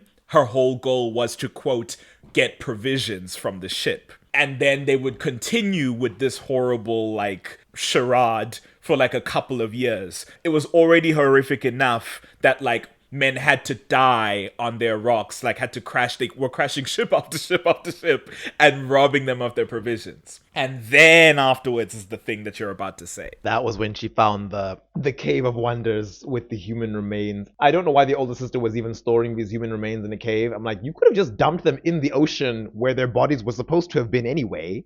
And she realizes that, oh no, I've been eating human flesh. Whenever these ships crash, the older sister has been collecting their bodies, harvesting the flesh, and cooking it up. And I find it interesting that they mention boar meats because apparently those humans who would know claim that cooked human flesh tastes like pork. I wouldn't know because I've never eaten human flesh, but I will say on behalf of the people who have, not everyone who has tasted human flesh is like a willing, evil, crazy cannibal. There are some people who have done it in very heinous situations where, like, I know there was a story of, what was it, this football team and the people who were traveling with them who crashed in the Andes Mountains years ago, and they were stranded in this frozen wasteland in the mountains for months, and they unfortunately did have to make do with the remains of the people who had crashed with them and were being preserved by the cold. It's truly horrible. But the one thing that I did remember from reading that story, reading about that, like, because I don't know, I don't even know how I found this story. I don't know what I was Googling. But one of those wiki spirals. I get it. Down the rabbit hole. Maybe I started looking up football teams, and then I yeah, and all of a sudden you're in a cannibalism like scandal from the... I was trying to be a mask bro, and I was like, let me learn about football, and then next thing I'm reading about cannibalism.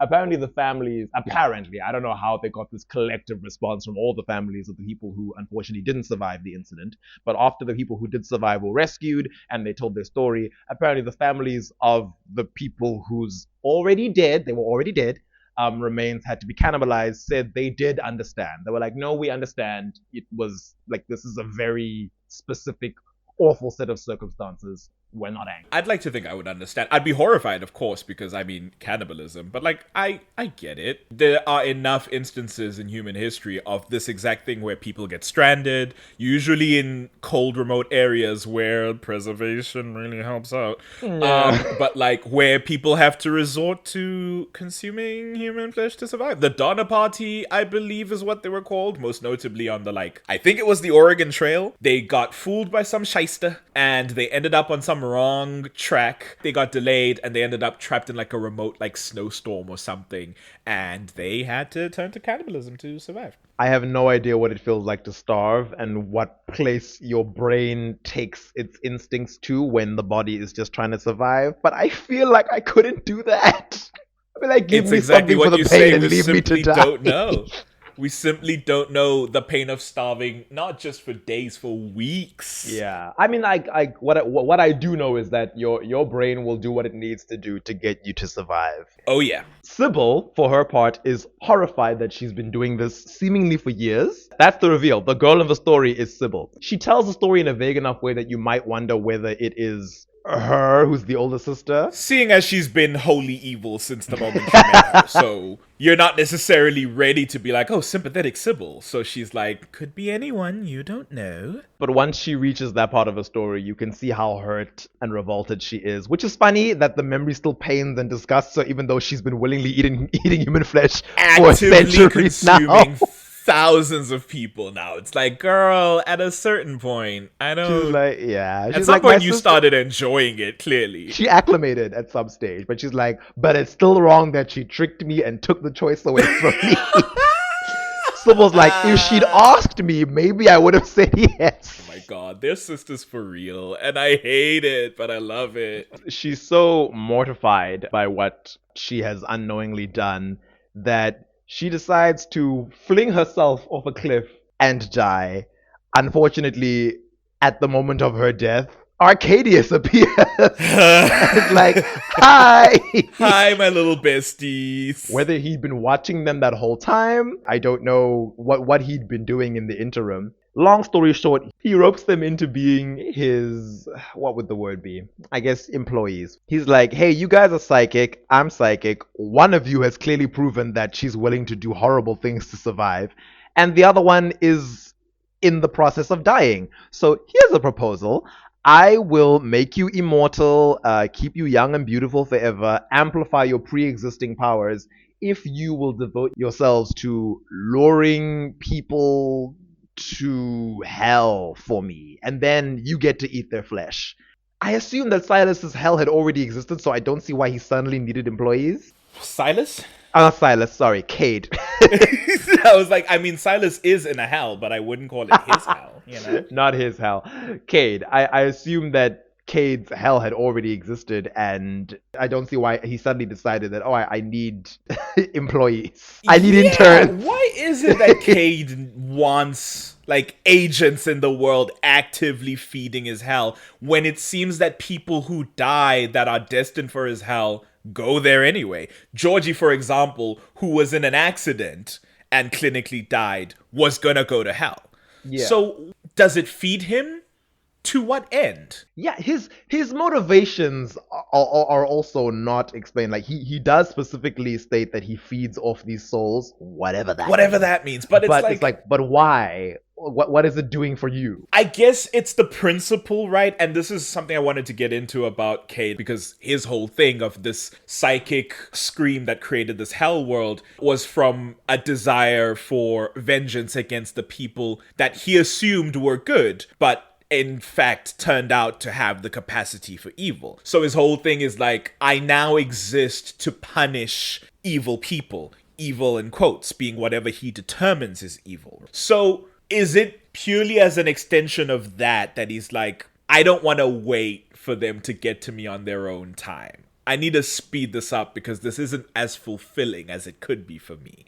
I want to punish more people at a faster rate. Is that all it is? Maybe. Yeah, he was like, let's industrialize this process. Truly. He's like, Industrial Revolution into hell. Thoughts? I feel like we could really make something happen here. He's a hell capitalist. Oh no! That's what it is.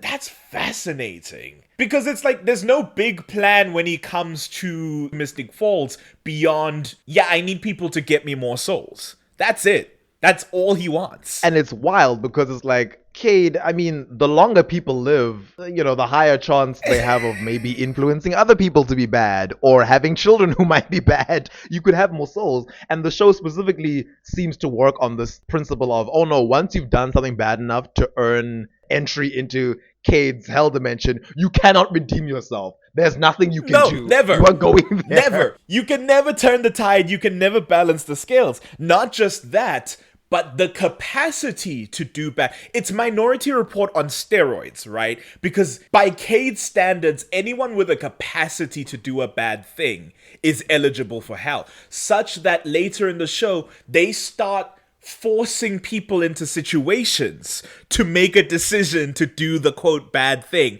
and then they're damned. So it's like these metrics start to fall apart, or rather start to go down a slippery slide into like, I want it all now. Again, hell capitalist, it's never enough, right? It's endless perpetual growth. I won't stop until every soul is in my hell dimension. And my thing is, if once you've crossed that threshold, once you've done something bad enough that you're going to hell, you're going to go there no matter what. Why does Cade need the sirens to quickly kill you and speed up the process? It's not like he's saying, oh, kill them before they redeem themselves. It's like, right, no, they're gonna come anyway. They're coming there anyway. Also, I'm curious about like the mechanical and metaphysical structure of how exactly he gets them. There's a lot of discussion in this season about deals and wages and exchanges, right? In whatever capacity, whether it's well done or not, neither here or there.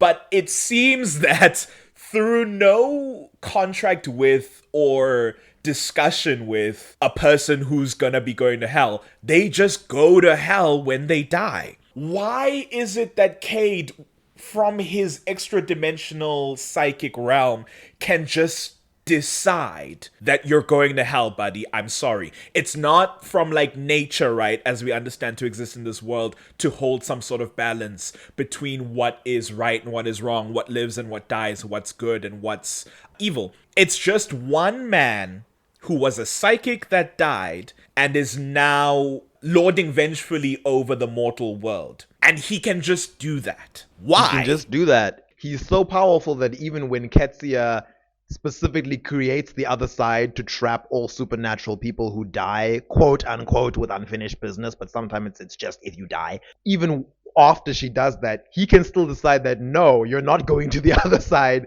He will block you from passing through the anchor. He can just snatch you up. Why is he that powerful? In death, I get that he's a powerful he was a powerful psychic in life, but death seems to have made him more powerful. He can transform two psychic girls into like immortal beings with siren songs and like transmogrified bodies. Forms. Yeah, like why can he do this? Because he's the devil. Is the thing, right? It's just that he is the devil, so he can do all these things because the story states that he's the devil. Yeah, the story states that he's the devil. It treats that title like suddenly he is like the Judeo-Christian devil, even though he clearly isn't. He's not old enough to be the devil of those religions, firstly, like not even the time that he appeared. But somehow the story is like, oh yeah, hellfire and all these beliefs that must exist in their world the way they do in ours, and the devil and all of it, like it's all been him the whole time. He's where it comes from. And also the concepts of that, right, as discussed by mortal people. Christianity doesn't get to ancient Greece until like the 1st century AD. Like, ancient Greece is very much of Greek gods, the Greek gods that you know to be. Yeah. And then at some point later, post the ancient Greek period, is when, like, St. Peter or whoever shows up in Greece and spreads the good word. So it's like, even the concept of the devil in a real-life sense isn't something that should matter in the time of Cade. I don't know. It's weird. It's really weird. I don't know why they chose to. Like, if you wanted him to be the devil, you could have just said, even if you didn't want to say he's the devil, you could have just said, I don't know, he was a demon, or he was already extra dimensional, or when he died, he went to a pre-existing realm and then he was able to take it over, or something. He hostile took over Thanatos or something, or freaking... Because they don't want to play in that actual ancient Greek space, right? They don't want to be like, Greek gods exist, but they want to be like, oh, sirens. I mean, and it's like... they All right. there's names in demonology that you could just drop if you want to use them in your story. He could have just been like a dark like figure from ancient Greek history or similar to one. But they wanted to do the devil and hell. So even the concept of hell, right? This eternal torment, suffering, fire and brimstone is a very Christian concept. Yeah. Like the idea of hell as exists of a burning, fiery death. And I understand in the story that this is because Cade himself was burned to death. But that imagery of hell is a Christian one. In Greek history, it's like the 5 stages of afterlife or whatever, the 5 places of the underworld, all this like other like cool, interesting stuff. And there is like a purgatorial element within that, but it's like hell? Not really. Yeah. And also kind of depends on what you did in life, not on what one guy decides. Anyway, we've gone on too long. No, it's worth pointing out that Cade, like many concepts in this show, was weirdly handled when it comes to the supernatural stuff. It often feels like Vampire Diaries wants to have supernatural creatures who are that in name only. Like the vampires, totally. The werewolves, absolutely. The witches, they can be boring, but they are witches. But it's like the more they branch out into other stuff, the more it's like, is that how the mechanics of your world work? Like the sirens? Okay. You're a siren. You're just a conventionally attractive woman who swims every now and then. Even the swimming disappears after like one episode. They don't even... She gets over it so You don't see fast. them in the water after that. But while Sybil is telling the story to Stefan, I believe Georgie is snooping around Alaric's house and acting sus. Yes. Which I guess is supposed to make the audience believe she's an antagonist. She shows up and stabs Stefan. She lets Sybil out, and the scene ends there. And I guess you're supposed to think, oh, so that's her sister, this other brunette white woman. She traps Rick in the basement of the Armory 2 in the caves that they've been exploring. Oh yeah. She just full on seals him in there, and you're thinking, oh, okay, so this girl is just a liar. She's the other siren. Cool, we get it. At that point, they were convinced that Georgie's the other siren. We later see that the other siren is actually none other than Seline, the quote-unquote hot nanny, as they keep calling her. Caroline is like real upset about it, and it's like, girl, you're not engaged to Rick anymore. Yeah, I'm like, I don't understand why you're like, isn't the hot nanny thing usually like when someone is in a relationship? And I'm like, this is a single father. Like, he's not married. I think I mean, he shouldn't bang his nanny. Obviously, that's very unprofessional, but I think you're too worried about it. Yes. Seline reveals that she had mind controlled Georgie to free Sybil, and then she murders her and eats her alive. She snaps her neck with her bare hands. It's really the only instance of super strength that we see the sirens display. Like, they're durable, but they're never like exerting force in a They don't usually particularly need to. impressive. I guess. I don't say that to dissuade your point. I'm saying that to be like, yeah, I guess they don't ever really sort of like physically impose on anyone. And it could be because they can just sing to subdue people. Why get my hands dirty? You know? Later on, we see that they can even shut down a person's mind, like Professor X style, and just kill them with a thought. I was like, oh, that's kind of cool. When Sybil does it, I thought it was really cool. even Silas never took it that far. She devours Georgie's corpse, or at least most of it. She just kind of bites in a little bit, and then she looks up at the camera and she has some like blood smeared on her face, which I think I said in the first episode, let them eat a man on screen. So I guess they did technically. But it was still kind of lackluster, I'm not gonna lie. It didn't give the effect that I wanted of like shock and horror and gruesomeness. I thought it was interesting that Arcadius gave these two women immortality, which in this universe comes with automatic agelessness. It doesn't always. In fact, there's a Greek myth of someone asking, I think it was a goddess, asking for her lover to be made immortal and forgetting to ask to also make him ageless, so he just gets older and older and older. Not being able to die. Oh, honey. God, what do they call it? Rabbit's foot? That's not right. Monkey's paw. Monkey's paw. That's what it is. Rabbit's foot is a good luck charm. Yes, quite the opposite, I would say, of a monkey's paw. Listen, I can't keep track of animal body parts and what luck they bring. So I found it interesting that, in this universe where immortality, is taken for granted, but immortality also means agelessness. And we were told in, the Silas era that any being in this world that is immortal needs to feed on blood to survive because, lifeblood is the thing that maintains the magic of immortality. The sirens just eat flesh. I guess there's blood in the flesh that they're eating, so I guess that counts. It's just like an added bonus. Yeah. I guess the sirens predate any version of immortality that Silas is referring to, though. Also, they weren't transformed by a witch. They were transformed by a dead psychic. So, do all the rules go out the window? I don't know. Yeah. Also, Sybil was technically already dead, but Seline was alive. So, one of them is undead, but the other one isn't. Honestly, always winning in that dynamic. I don't know why later on she's, baffled that Sybil's mad. I don't understand. She's so hurt. She has this cute, doe-eyed face, and she's like, "Sister, why are you mad at me? Why would you cross me like this? Bitch, you made me eat human flesh for years, and I killed myself, and then the devil brought me back. What do you want from me?" Apparently, he considered them both so evil that they made the perfect servants, and if not, victims for him. And I'm like, but Sybil didn't know she was eating human flesh, so she's not evil. What is her crime? Naivete? Innocence? I guess she was helping to kill the sailors, even if she didn't know she was eating them. But then, again, it's as a child, being led by another child. What is evil when you're 8? Cade, come on, man. They were slightly older than 8, Sandile.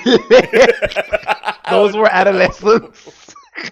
I can't do this. Your inability to read children's age shines through again. Listen. Those girls were 12 and 15. There are real world religions that are at a certain point in your childhood, you are free from you're the fine. punishment that waits for you after death. The real evil is the people who failed you, the adults who didn't raise you right or left you to the dogs. The real failure is the village who exiled 2 children. Or 2 different villages, we don't know where they came from. What do we do?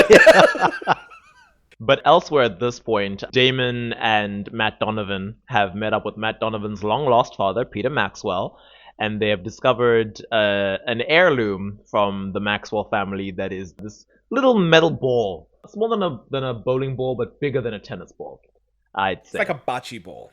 Like a shot put. Yeah. I'm sorry, I didn't know what that was, so I had to find something in my mind. It's also a sports thing. Okay. That object comes into play later on in the season. We find out that we're back to the traditional Vampire Diaries hunt for the mystic object that is integral to the plot.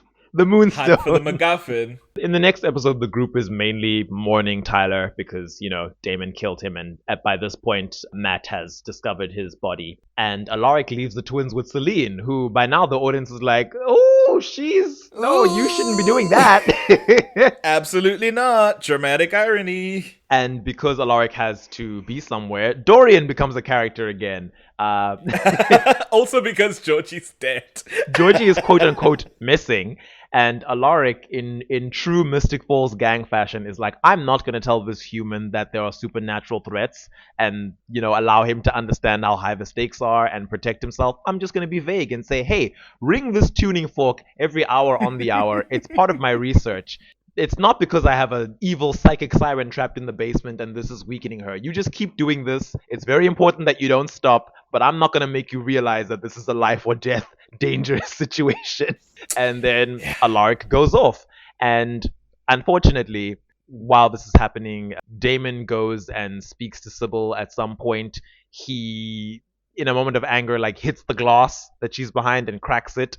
And once he's gone, Dorian leaves because he didn't know what he was doing was important. Dorian leaves because a cop calls him and says, "We found Georgie." Yes. Elsewhere in the episode, Seline has tricked the twins into performing some sort of magical ritual for her. She gets a goldfish, a dead goldfish. I don't know why the carnival would have a dead goldfish there. Maybe it died while it was waiting there and they didn't I think notice. it died in the thing. Yeah, they don't keep them very. It was in like a plastic bag with water in it. It's not like the most conducive Finding living Nemo. experience. She gets a dead fish for the twins who are 3-year-olds. They definitely aren't being played by 3-year-old actresses, but they are 3 in the text, and they're meant to be young and impressionable. So she tricks them into being fine with this dead fish and saying, hey, this fish that I just got you that's dead, even though there's like a bunch of them behind us that are alive, let's go have a funeral for it. Let's honor the dead. And she tells them her own sanitized version of Arcadius, this man who exists in the afterlife,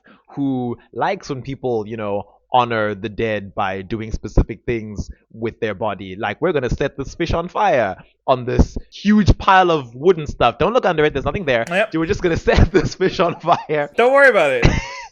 She allows the twins to siphon some of her magic so that they can cast the spell because they're siphoners and they can't do magic on their own. They say incendia, which is a phrase she's taught them, and they light the fish on fire. Seline walks away with the twins after burning the fish and says, you did perfectly. This is exactly what I wanted. And then the camera swings back around to the funeral pyre, pans down, and you see that underneath all this wood that the fish is currently burning on top of is a human body part with the tattoo that we know Georgie has. And it's like, yikes! Georgie was under there. Yeah. The cops eventually find her, and this is wild. I don't know whether Georgie has no family or friends that are alive or reachable, but her emergency contact, one of the contacts for if she was found deceased, was the guy her fellow intern? What? Who she just met like 3 months ago. Like, you guys have known each other for one summer. Your relationship does not extend beyond the professional. Even when you're at work, she's flirting with your boss the whole time. Why are you on her when contact? have you been hanging out? But because Dorian is on that contact list, he leaves, and he leaves the tuning fork because obviously he was like, this is just some experiment my boss wants me to do. Like, now I'm being told that something's going on with my coworker. I don't think they tell him that she's dead over the phone, but he's clearly aware that something is up because she's been missing for days now. So he leaves, and because now her psychic powers and just, her mental state is not being disrupted, Sybil is able to escape the armory by, I guess, singing at a very cool frequency that makes the crack in the glass spread out until the whole thing shatters. I actually like that, and I think they don't do enough with it, with the singing. Like, where they play with frequencies, like, where it's like, I can use this to affect physical things. Solid. Yeah, that could have been cool. And it would have been an easy effect, I think, to do, since, most of the magic in this show is just movement anyway. Like... Also, like, if she could sing and then, like, start making people bleed out of their ears, She does that already with her psychic manipulations, where I think we see someone bleeding out of their nose. She's like, well, I could just make that happen. But it would be cool to have, like, the sound aspect. Because, again, in mythology, it's like, in the Odyssey, what's his name? Odysseus, obviously. What's his name in the Odyssey? He gets his sailors to plug their ears with wax. So it's like, as long as you don't hear her. So that tangibility of the sound, it's like, it's nice when you play with that. Meanwhile, early on in the episode, Matt and his little gang who have been digging through stuff have discovered a picture of the sirens from this ancestor of Enzo, I guess it is. It's a drawing of Seline and a drawing of Sybil, but unfortunately the characters, I think it's Matt and his father, Peter Maxwell and Dorian, they have never met Seline or Sybil, so they don't know that, this one person is Alaric's nanny. Yep. But at the end of the episode, Caroline is talking to Matt about the twins and showing him pictures, and then she shows Matt a picture of the twins with Seline, and Matt is like, that's the siren! That is a big bad bitch. You have her in your house? What are you doing? Naturally, Caroline races over to go and save her kids, but they are nowhere to be found. They are long gone. Seline has disappeared with them. So in the next episode, they're still looking for the twins. Alaric is being questioned by the police. Caroline and Stefan are able to use, their vampire compulsion to like speed things along, make this a priority, etc., etc. Caroline, she's also like, Damon is under Sybil's control. They believe at that point that Sybil and Seline are in cahoots, and she tells Stefan, make no mistake, like, I'm gonna go after my kids, and if your mind control brother gets in my way, I'm going to kill him. It's not even a question. I will barrel through him to get my children. I love that moment. It's a great moment. But little does she know that Sybil actually has very little to do with Caroline's kids going missing. She is at that point with Seline, but that's because they've just met up incidentally. How did they just rock up by her and she's got the twins? They meet in like a diner or something? She's just sitting in a diner. Sybil shows up with her lackey Damon. They're like arm in arm, like old lovers. I hate them. She's very physically affectionate with Damon for someone who one of the few women of the show who doesn't seem sexually interested in him. Thank God. She describes him as being hot in like a taunting way to Bonnie to like ask if they ever hooked up, which God, the fact that we have to endure that scene. But anyway, doesn't she also tell Bonnie that Bonnie is attractive? That's fascinating because I didn't mention it in the Lily episode because it wasn't important to Lily, but there is a scene, or rather an episode, where Bonnie and Nora Hildegard are vibing. This is after Nora and Mary Louise have like broken off their engagement because Mary Louise sided with Julian. There's a moment where Nora is showing interest in Bonnie, and Bonnie, at the time, without a love interest, seems to be like kind of feeling it, but it never goes anywhere. So it's interesting you bring up that the siren is like, I can have a little bit of a Lizzie vibe about Bonnie Bennett. She's cute. She's it's like, from ancient Greece. What are we doing with that? No one was straight. Yeah, you do make a point though that like even her photoshopping herself over Elena in his memory is a practical move, right? It's to ensure that he's fully under her control, but not because she's like interested in him romantically or sexually. It's control. And speaking of control, she still has enough of a hold over Enzo that she is psychically frying his mind while sitting in the diner and speaking to her sister and Damon. Now, this is the point in the story in which they are finally reunited. It's been over a century since Sybil and Seline have seen each other, and while Seline thinks that, oh, hey, sister, like, it's nice to see you. Remember, you know how I helped you escape by sending Georgie there, etc., etc. Sybil is having none of it. Sybil is like, oh no, I hate your guts. You left me to rot for 100 years. And that's after you tricked me into being a cannibal. Like, we don't have a good relationship. I don't know what you thought was going to happen. I don't know what fantasy world you're living in your head where none of that happened and we're cool. But I assure you, it's not this one. And Seline is like, no, I've been trying to atone for the stuff I did. And the only reason I left you in the Armory is because I had a brief opportunity to escape. And they name drop another St. John who apparently was enough of a fool to let her slip away. And she's like, I couldn't go back because, the Armory, that entire organization, was looking for me. I had to lay low. And I'm like, you did? I thought you could siren people with your song. You've shown the ability to control multiple people at once. Also, the fact that they were emphasizing the moment whatever's in the Armory gets out, we're all screwed, implies that they were all afraid the moment a siren gets out, we're all getting sirened, and it's over.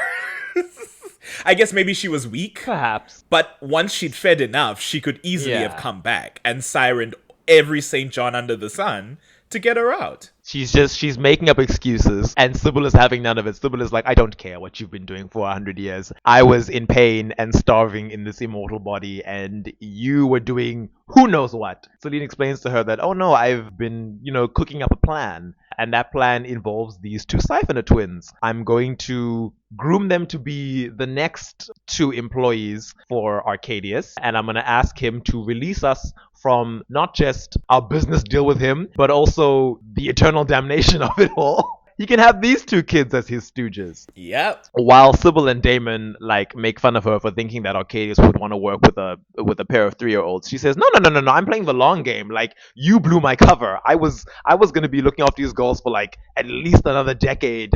And only when they were teens was I going to present them to Cade. And I was like, oh, shame. There's Doesn't not seem another to time be jump working for pretty you. well. No one told Seline this was the last season of the show. While Sybil is being catty with her sister, she's still torturing Enzo.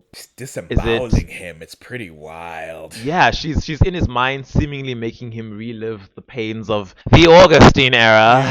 Yeah, everyone's favorite storyline.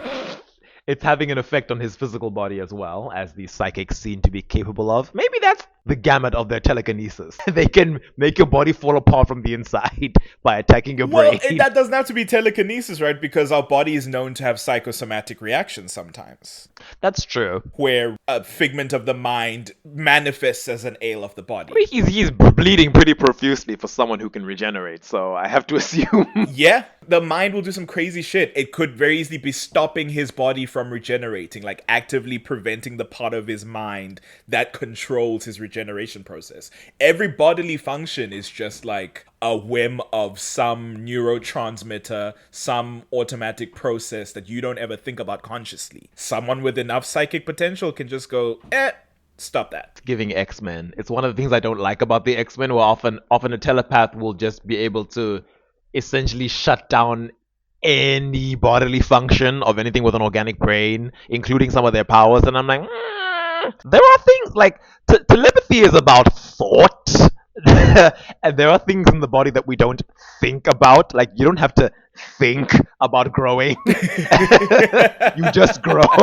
But Sybil does make a point of like, my power is very particularly suited to the unconscious and the subconscious as well. Maybe a psychic like Silas or even Cade wouldn't be able to do that, but the way sirens work in this world, they can. I assume that Cade can do anything they can do because they were all psychics to begin with. Dead psychics are in fact like reality warpers. They're extra dimensional beings. He is literally an extra dimensional being. He's Mixes-Spidlet, essentially.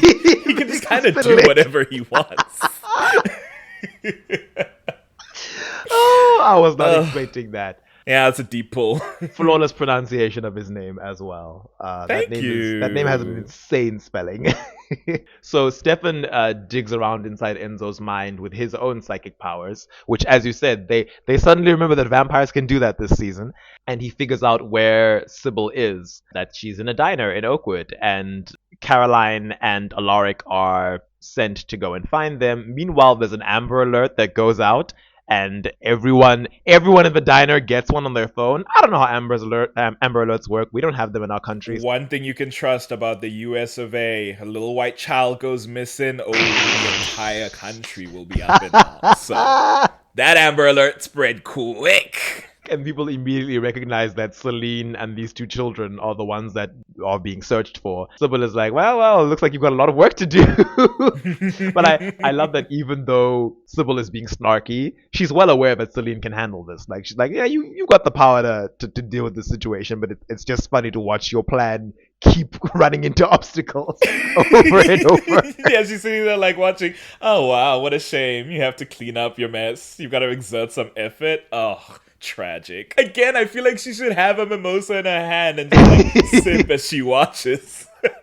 I guess the offering of Georgie's corpse that Seline had made to Cade was just meant to be like the first in a long line of sacrifices she was going to make to him as she prepared the twins. Maybe it was to ingratiate them into the process, right? She is, for all intents and purposes, grooming the twins. So maybe it's to get them used to like the process of what she does. Later on, while she's traveling with Seline and Damon in tow, says that they need to summon Cade. So I guess that wasn't in itself a summoning ritual. They say that they need to summon him. They'll need a decent-sized body of water and a bunch of people to kill.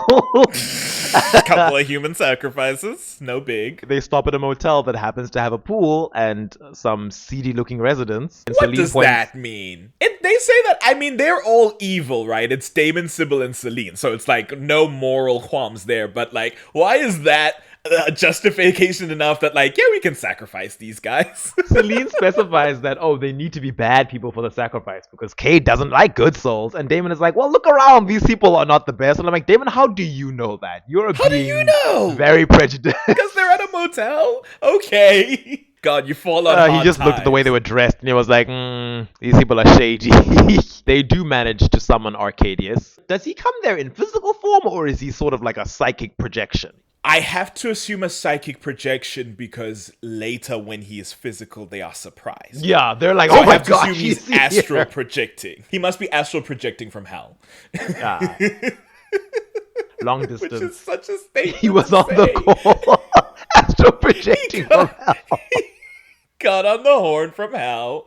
He pulled up the Teams meeting, said, hello guys, I'm broadcasting from my bedroom. What do you need? Full suit, of course, because, come on. Damon has decided that, hey, I'm still obsessed with this whole escape hell thing. So I have an idea. Now that I've realized that Seline is saying Cade might trade her and Sybil's servitude up for some other pair of people, I think that maybe I should present myself as a potential candidate with my brother in tow, even though at that stage Stefan isn't even there.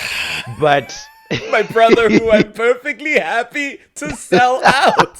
I can't stand him. Damon's humanity is off at this point, for whatever that's worth. Oh, like that would have done shit. God. They seem to emphasize that Damon's humanity is off this season as he does things that he has done before with his humanity fully intact. I don't care. I don't think he'd sell Stefan out to the devil, though. That's and also, fair. it's more about him avoiding hell. I guess Stefan being there was just going to be like, oh, Cade likes to work with siblings. So Sybil, surprisingly, it's revealed at the end of the episode, is working with Damon in this regard. She later on reveals to Seline that, oh yeah, I hijacked your business deal. I stole your plan. I copied your homework. And I presented your science project as my own. I told Cade that, yeah, I have a pair of siblings here, the Ripper of Monterey, his terrible brother, and they're already vampires. They already have bloodlust and immortality and built-in superpowers and mental abilities of their own. You can use them, and you don't have to wait, until these children grow up or however long that's going to take. And in return, you free me and only me. Free me from your servitude and my debt to hell. And Seline is gutted. Seline is like, how could you do this to me? You cut me out? And Sybil's like, bitch, I have been saying from the moment I saw your face again, who do you think I am? It was giving like corporate drama. I loved it. She's like, you cut me out of the deal. I was negotiating for both of us to be free to show you how sorry I am for everything I've ever done that's upset you. And Sybil is like, that's nice. Enjoy okay, hell. Real sweet. But I did it myself. Good luck, honey. Hope the fires keep you warm. And Sybil says that while I wanted my freedom, I also wanted to stay immortal and have my siren powers. So yeah, that was the deal. I get to stay immortal and I get to stay a siren. You get squat. Oh, I love it. So petty. I love it. I love it. I did feel sorry for Seline in that moment. I was like, you know what? Whatever other terrible things she's done, it does seem as though she did genuinely care about Sybil and she really wanted to make amends with this one person. If she no was one else. trying a little bit. She was like, I know we've had our differences, but this is our ticket out, girly. Just like on the island, we've got to stick together and survive. Sybil looked her dead in the eye and was like, look, I ain't about that Michelson shit. That's the other show where siblings can screw each other over. Always and forever? Sybil said, me eternally. That's my motto. Thank you very much. Siblings can screw each other over and always forgive. She's like, no. You must be thinking of someone else. She was like, you must be thinking of the other immortal girl with a vaguely Australian accent. That's not me. Yeah, we're kind of cardinal opposites, actually. She's at the whim of every man. I make men my servants. Bitch. Okay. Don't get us twisted. Not too much on Rebecca. Not too much on Bex. I say it with love. That girl needs to wake up. 1,000 years old. My God. The next episode is a Christmas special, and the title card has the little snowflake in place of the usual drop of blood, which I don't think we'd seen since the night that Tyler's mom was drowned by Klaus in season 4. Oh my God. That's so tragic. It's in this episode that another trademark TVD retcon is introduced into the story, where we find out that Seline and Cade had met Stefan Salvatore years and years and years ago when he was in his early 1900s Ripper days. Retcons are so easy when you have mental powers, I suppose. And when you have people who've been alive for centuries, I guess. It's like, yeah, it just happened in one of those years where I didn't explicitly say what I was doing. Yeah, in the hundreds of years of my history that I haven't divulged to you in the story. It's funny, this is kind of a mirror for me of like the whole Damon thing where it's like, oh, the worst thing Damon ever did was kill a pregnant woman. Where it's now like, oh, the worst thing Stefan ever did was like slaughter this village on Christmas. And I'm like, okay, because murder is somehow worse on Christmas Day. I don't think they cared that much that, like, they were dying on Christmas. I think they would have been sad to die on any day. You know? What the hell are you talking about? I wouldn't have done this to them, not on Christmas. It's like, because in your Ripper Fugue state, you had the cognizance that, oh, traditional American values. You let people enjoy Christmas. What? Nonsense. It's really silly to me. It's just like, Stefan, you've done terrible things. You've done really bad things. When you were running around with Klaus for a few weeks. Later on, when you were running around with Klaus again. Traumatized Elena by threatening to drive her off the bridge where her parents died. That was rough. Oh, God. You were perfectly willing to kill either Bonnie or her mom to save Elena that one time when Esther was channeling the Bennett witch bloodline. Yeah, willing. Didn't do it physically, but you were in on the plan. I find it hard to believe that, oh, in your mind, this was the one thing that A, is considered one of the worst things you ever did, and B, even you didn't believe you could have done because the memory was removed and you were like, no, I wouldn't do that. No, me? I guess because technically, even when he's a Ripper, right, he doesn't have his humanity off. He is just controlled by this addiction. So yeah. He has that remorse afterwards of like that, like, anguish of like, I just killed a bunch of people and I couldn't do anything to stop it, as opposed to all these season 3 events where I think most of the time he has his humanity off. Yeah, I guess there's a difference there, but the Christmas thing is stupid. Seline appears to him. I guess she was just wandering around because teleportation is definitely not one of a siren's powers. So she was nearby and she's getting ready to, I guess, do they eat vampires? Was she gonna eat him and then deliver him to Cade, or just kill him and deliver him to Cade? I don't know. Would vampires taste like leftovers that have been in the fridge a bit too long? You know? The flavor that once was just isn't really there anymore, and there's this strange, like, fridge quality to it. They taste like preserved meat. They taste like biltong. Yeah, well, biltong's nice, though. But it's preserved. There we go. Maybe vampires are just like... Yeah, they're the biltong of siren food. How did we get here? Anyway. I promise everyone we're completely sober. We're sober, unhigh, very normal people on a Saturday afternoon. Everything's fine. You try binging this show and retaining your sanity. It's not easy. And just not losing your mind entirely. So before she gets ready to deliver Stefan in this 1900s flashback to Arcadius, Seline digs around inside his mind, and then she finds that, oh no, at his core he's a good person who feels remorse. She takes pity and she decides, I'm gonna help you bury this memory, and I'm not gonna kill you and give you to Cade. Which I'm like, okay, Seline. Okay, I guess. Between the two sisters, I mean, I know you tricked your sister into being a cannibal. There'll always be that, but you seem to have some mercy. Yeah, you seem to have some mercy, but Sybil just does not have a drop-off. Sybil does not care. It wasn't going to benefit her at all. She just did it. There was no ulterior motive. In the present, it's a Christmas dinner party that the main group is having. Caroline is having a party with her kids and Alaric. Long story short, at the end of their whole, being missing arc, once they were found. Wait, have they been found? Yeah, Stefan, when Damon makes that deal, yes. When they make the deal. Yeah, when they make the deal, the kids are returned. Stefan brings the kids back to Caroline. It's this really sad exchange, and then he tells her, I've got to serve Cade for the rest of my immortal life. Bye-bye. We have 1 day left. I thought he initially said it was going to be 1 year. That was later. Oh, that was late. Oh, that was the humanity thing. Okay. At its inception, the deal is to serve him for the rest of their lives. So Caroline is having a lost Christmas with the kids because Alaric, in a moment of anger, has told her that, you know what, well, before he got the kids back, he was like, when I get them back, I'm taking away from all this vampire nonsense, including you. But then later on, when they get the kids back and the dust is settled, Caroline is like, you know what, I agree. It is dangerous for them to be around me and all the vampire stuff that haunts me. Even though I'm like, Alaric, you have a bad track record with vampires too that predates you meeting any of these people. But that's whatever. True. But you know what? He's retired is the thing. Largely when he got his kids, he got out of the business, he moved away from town, and for a good 3 years, they were okay.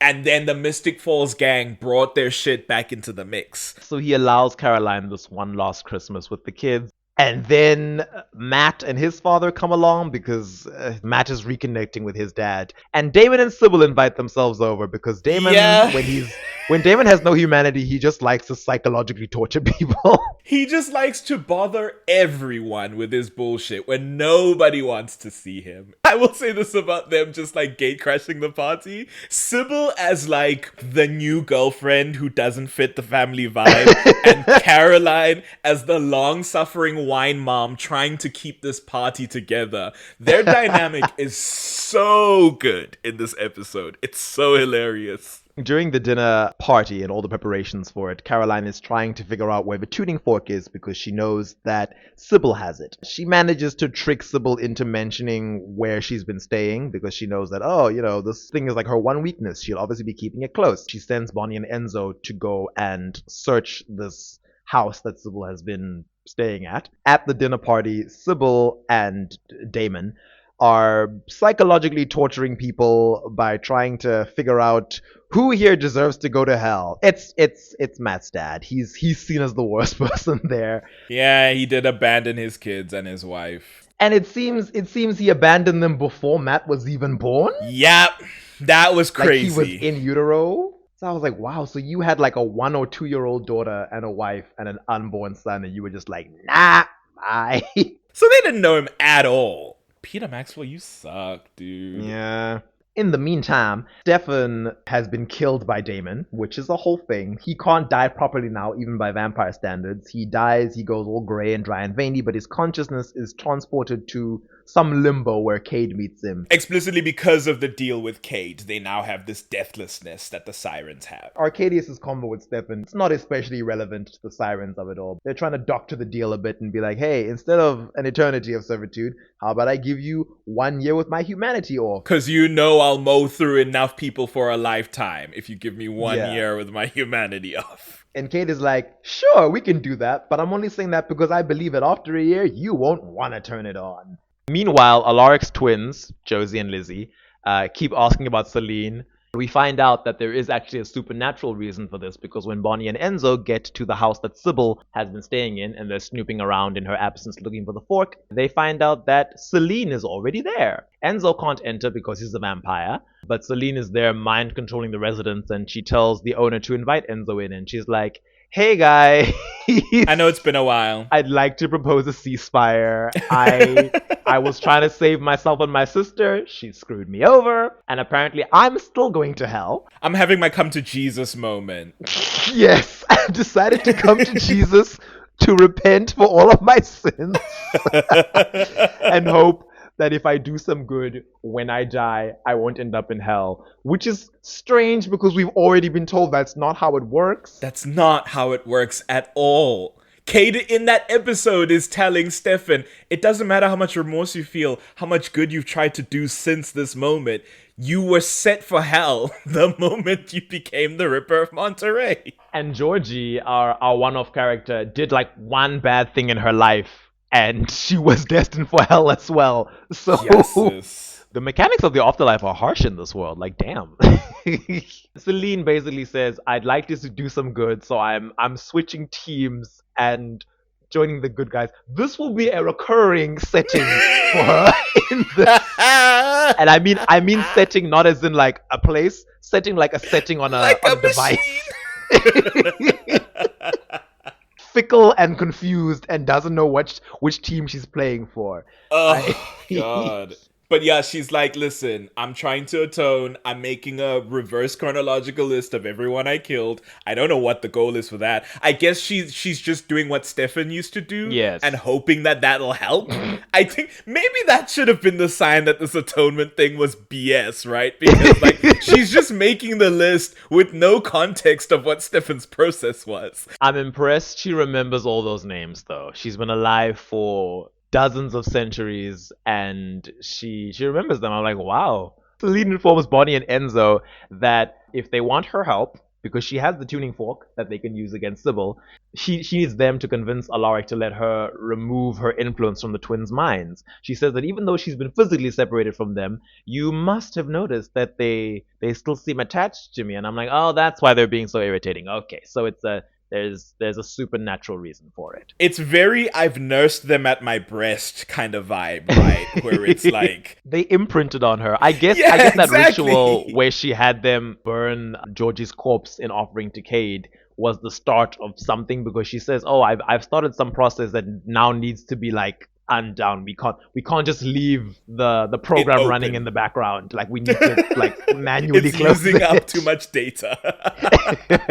And they do eventually convince Alaric, who is not willing at first, but like he comes around at the end of it to like, yeah, take this shit off my kids. Same. When she initially calls Alaric, she does say that, hey, I'm trying to make amends for the things I've done, and he's not having it. He's like, you know what? I actually do believe you feel bad. So do us all a favor and drop dead. And I'm like, okay. You could have just said no. Alaric, you ate that. Even the call earlier, because she calls him when she's kidnapped his kids to like just lay out the Oh the yeah, where he situation. has Like, that. hey, What's listen, it? He has the taken monologue. Taken. On her. There we Yes. go. He has his taken monologue. She's like laying it out to be like, listen, I know this sucks, but here's how it's gonna be, and that's that, and just make your peace with it. And he's like, let me promise you something. I'm finding my kids. And when I do, however long it takes will determine how much pain you will be in once I found you. And she's actually like shaken by it. She is I shaken. thought that was like She hangs up quickly. He's like, I'm not coming for you. I'm coming for them. oh, Liam Neeson. I like every now and then we'll eat like a little thing up and I'll be like, all right, white boy. He meets up with Seline later on in the episode, and shame, she actually kind of seems sad to see them go, which is weird. I'm like, did you have some genuine affection for these girls who you were about to offer up in place of you and your sister? What were as you gonna do slaves to the 15 devil? years from now when you gave them to the devil? Yeah, like, I don't fully understand you, Seline. What's your deal? That's why I said Seline doesn't know what side she's on. But meanwhile, Sybil has told Peter Maxwell that she wants that family heirloom that she knows that he has. Poor guy has no idea what she's talking about. He doesn't know what she means. He's like, girl, I just entered this show. I don't know any of these words. I never wanted to come back to this stupid town. I don't know what you want from me. Even back when they wanted that little bocce ball, he didn't know what Damon was talking about. And he's like, God damn it, again? You keep asking me for things I've never known in my life. As she's getting violent and deciding to dig around inside his psyche as well, Bonnie and Enzo show up with the tuning fork that they got from Seline. And Enzo knocks it against an object and rings it. And all of a sudden, the fork is affecting Bonnie as well as Sybil. Yeah. So I guess Enzo stops. Damon grabs Sybil and escapes. And later on when they discuss this, Enzo is like, oh, why did this thing affect you? It's supposed to weaken the sirens. Bonnie says that, oh, my Grams once told me that all witchcraft was like rooted in psychic energy, and before I knew I had magic, I thought that I was psychic. So maybe that's why. And I'm like, okay, so now even though Cade and the sirens are explicitly psychics and their own thing, it's also that witches are psychic enough that this is affecting Bonnie? I guess you could also argue maybe they're saying, well, she was a psychic, but also she was a witch by virtue of her witch ancestry. I don't know what they're saying with this. It feels like another like sloppy world building piece of the season. I'm glad they didn't say that Cade was like Ketsia's great-great-grandfather or something. The episode ends with Damon opening a gift that he had been given by, I think, Caroline? Yes. And it turns out to be Elena's necklace, which I do not remember the history of certain objects on this show. It's very hard to keep track of, but I was like, that thing still exists? I swear that necklace was like dumped in the cave that no vampire could enter, and Elena never went back to get it. How did Caroline get that necklace from a cave that she shouldn't even have known it was in? Yeah. I don't know. It also pisses me off that now this necklace is like attributed to Delena when it's a necklace that Stefan gave to her. Yeah, that also pisses garbage. me off. In the next episode, it's a lot of digging through Armory stuff where they find out more things about the people who had known the sirens. There's some skeletal remains they discovered in previous episodes. They find out that he knew the sirens back in 1790, which I'm like, geez, you guys are just all over the timeline here. He was building a weapon that could be used against them. He being the skeletal remains. They call him Harvey. I don't know if oh, that's his the real skeleton name. guy. Okay. Yeah. The skeleton guy when he I was was like, alive. who are we talking about? Oh, the skeleton you just mentioned. They figure out that he was taking measurements for something, and at first they think, oh, he's taking measurements for one of the sirens. He's talking about, neck and shoulder, but there's also things like lips and tongue, and it's like, huh? And then Matt's dad is like, oh no, I know these terms. These are the names of the parts of a bell: neck, shoulder, lip, tongue. And he's like, I know this because of my vague background in metalwork and how that's our family legacy. And I was like, oh, so now your family has a legacy. But the other day you were whining that you didn't have one. But okay. You and Matt both. And they figure out that, okay, if the tuning fork and this metal ball and this bell structure are combined, it should, create this construct that is even more of a sonic weapon to be used against the sirens. I believe Dorian's exact words are, the sound of a tuning fork affects the siren, put it inside a bell, and now imagine that 1,000-fold. And I was like, is that mathematical? I don't know. Probably not. They're historians. They are not mathematicians. I will not blame them. However, I will say no experimental data. I'd like to see the trials, please. I'd like to see the trials. I'd like to see the decibels that you measured and decided. Yeah. I'd like to see the designs, please. As an engineer who very briefly worked in design, I would like to see it. Elsewhere in the episode, Caroline has gone back to high school, which is Please tell me, because I couldn't figure out from that episode what she was doing there. She was coming to interview students as part of her job. Her superior, because I guess she has some, even though she's like lead of her little news show, she does have a superior. Oh, she's still a news anchor, and she doing like a human interest story? She still has a job, but her superiors have sent her to interview students at the school because she's, I guess, an alumnus. So I was like, I don't know. Okay. But Caroline ends up going to sit in this classroom, and she's speaking to some student who tells her, oh, how amazing their new history teacher is and how everyone loves her. And then, surprise, it's Sybil. Sybil is the new teacher. And I was like, what are all the mean girls in this town going to high school? Where's Rebecca did it? Because Rebecca does the same thing.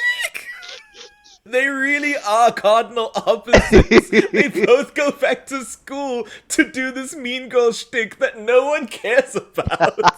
At least Sybil goes as a teacher, an age-appropriate choice. She did have a plan, though. She reveals that, Caroline, I was the one who mind-controlled your boss to send you here because I need something from you. I have mind-controlled all of these students, and I will kill them without thinking if you don't do what I say. Caroline seems to want to fight back, but I'm like, Caroline, you already know that she can't die, so I don't know what you would be hoping to do. Like, Damon rips her heart out, Sybil's heart, at the end of the previous episode, and even he knows that's not a permanent death. She's going to regenerate from that. So I don't know what Caroline was hoping to do. Sybil reveals that she's been teaching the kids the history of Mystic Falls, and we get a cool little bit of retconned history of the town from her. She asks Caroline, when was Mystic Falls officially founded? When did it become like a town? And Caroline rolls her eyes and says, the town was founded in 1860 when a Fell, a Forbes, a Lockwood, a Gilbert, and a Salvatore signed the town charter. I'll get to it in a moment where Sybil is like, actually, but this timeline confused me a bit because I was like, wait, so Stefan and Damon became vampires in 1864 when Stefan was 17 and Damon was roughly 25. But this town was founded in 1860, 4 years before that, when Stefan was 13 and Damon was already like in his early 20s. Yeah. So where were you all this time? I thought you grew up in this town. Like, what? You know what? I guess because they were the settling families. Maybe those flashbacks that we see are like them began the process, because Caroline specifically says when they signed the charter, right? Which is a big event that's also mentioned in season 1. So that must have happened in their lifetime. So I guess it makes sense that they were like colonial families that had settled. Peter does say that like their work is the reason that there's a town to even begin with. So maybe as more tradesmen came in, as more people flooded in, and they were large enough to be a town, that's when the charter was signed. Yeah. And until that point, they were just like a settlement in the area. But Sybil tells Caroline, she's like, actually, no, there were people living in this town at least like roughly a century before.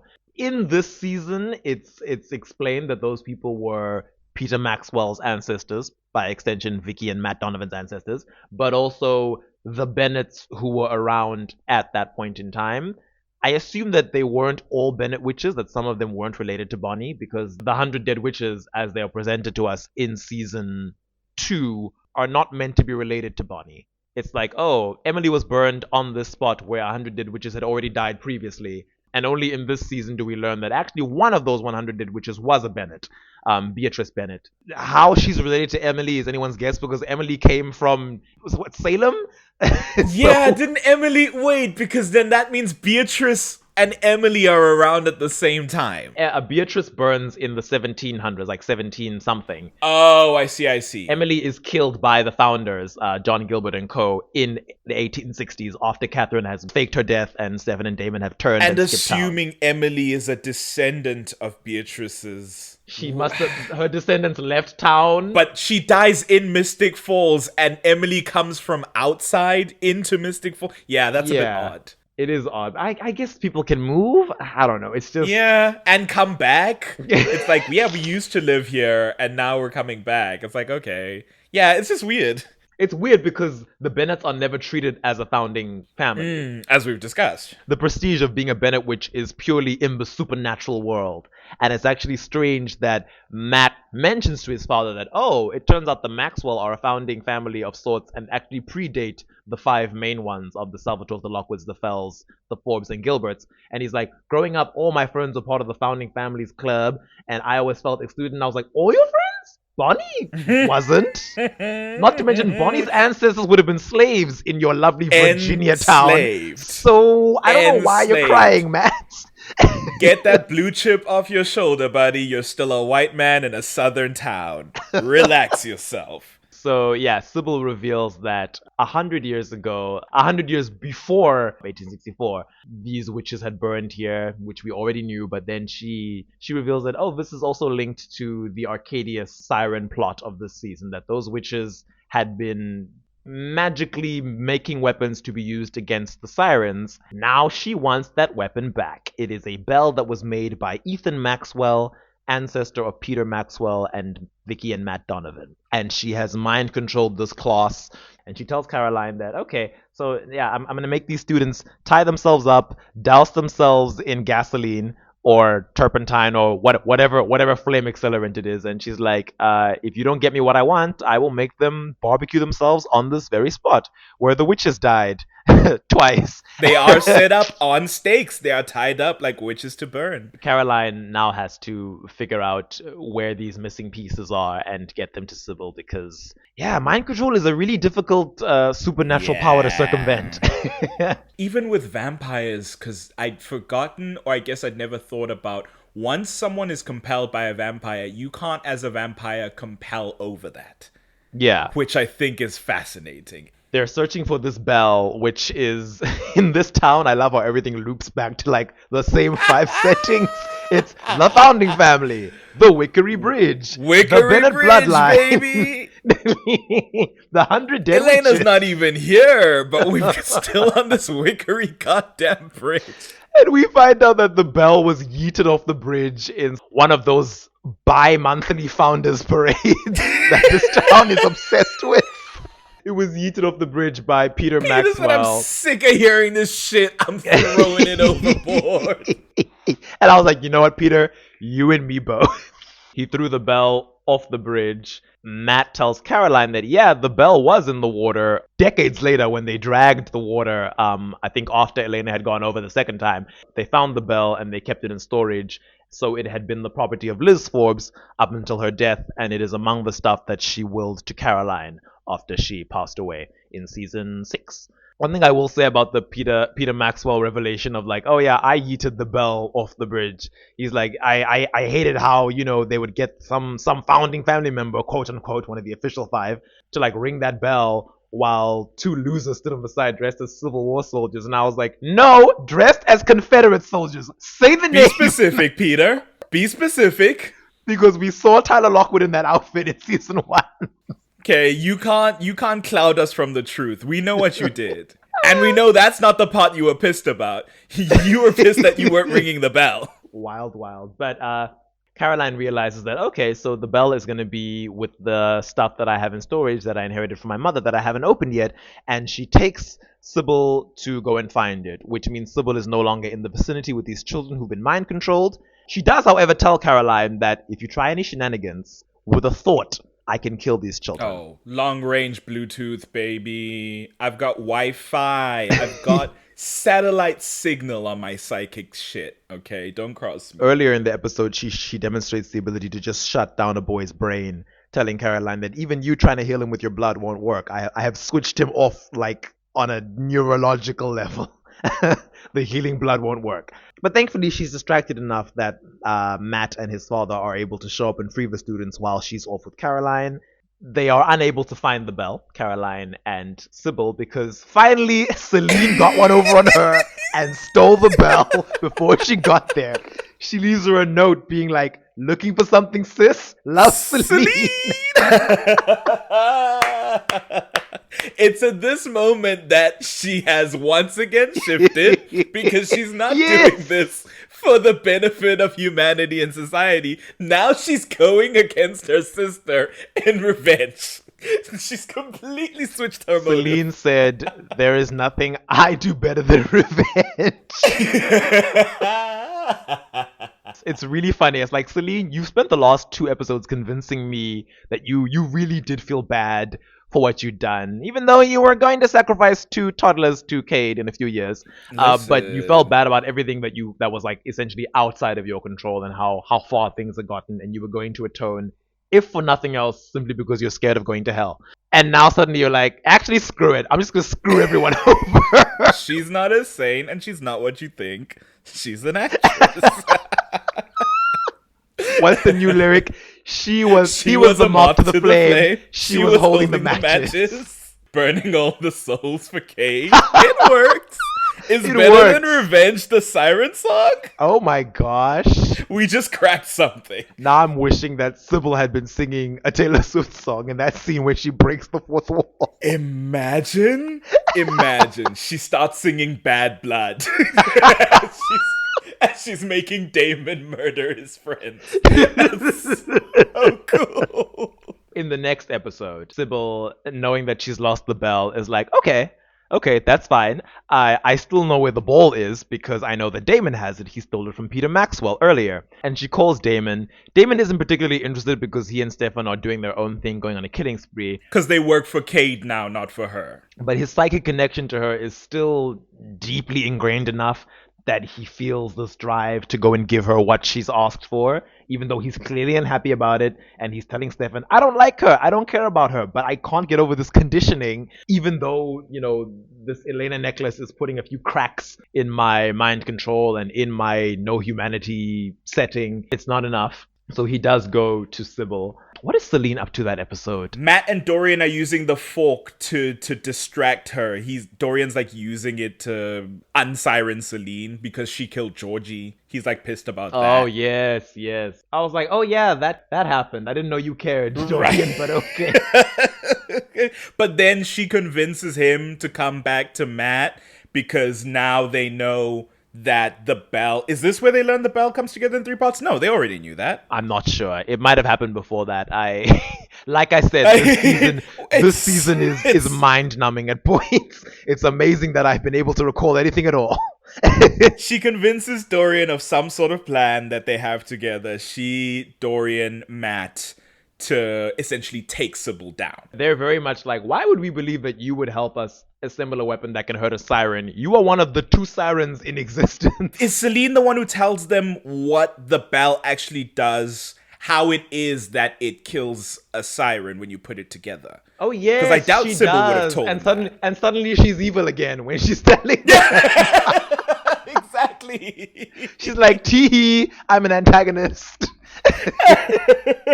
Because now she's plotting with Stefan, I think, to do this. There's so much betrayal. Yes, I think she's working with Stefan, who is betraying Damon, who he doesn't trust because he thinks Damon's humanity is starting to flicker on.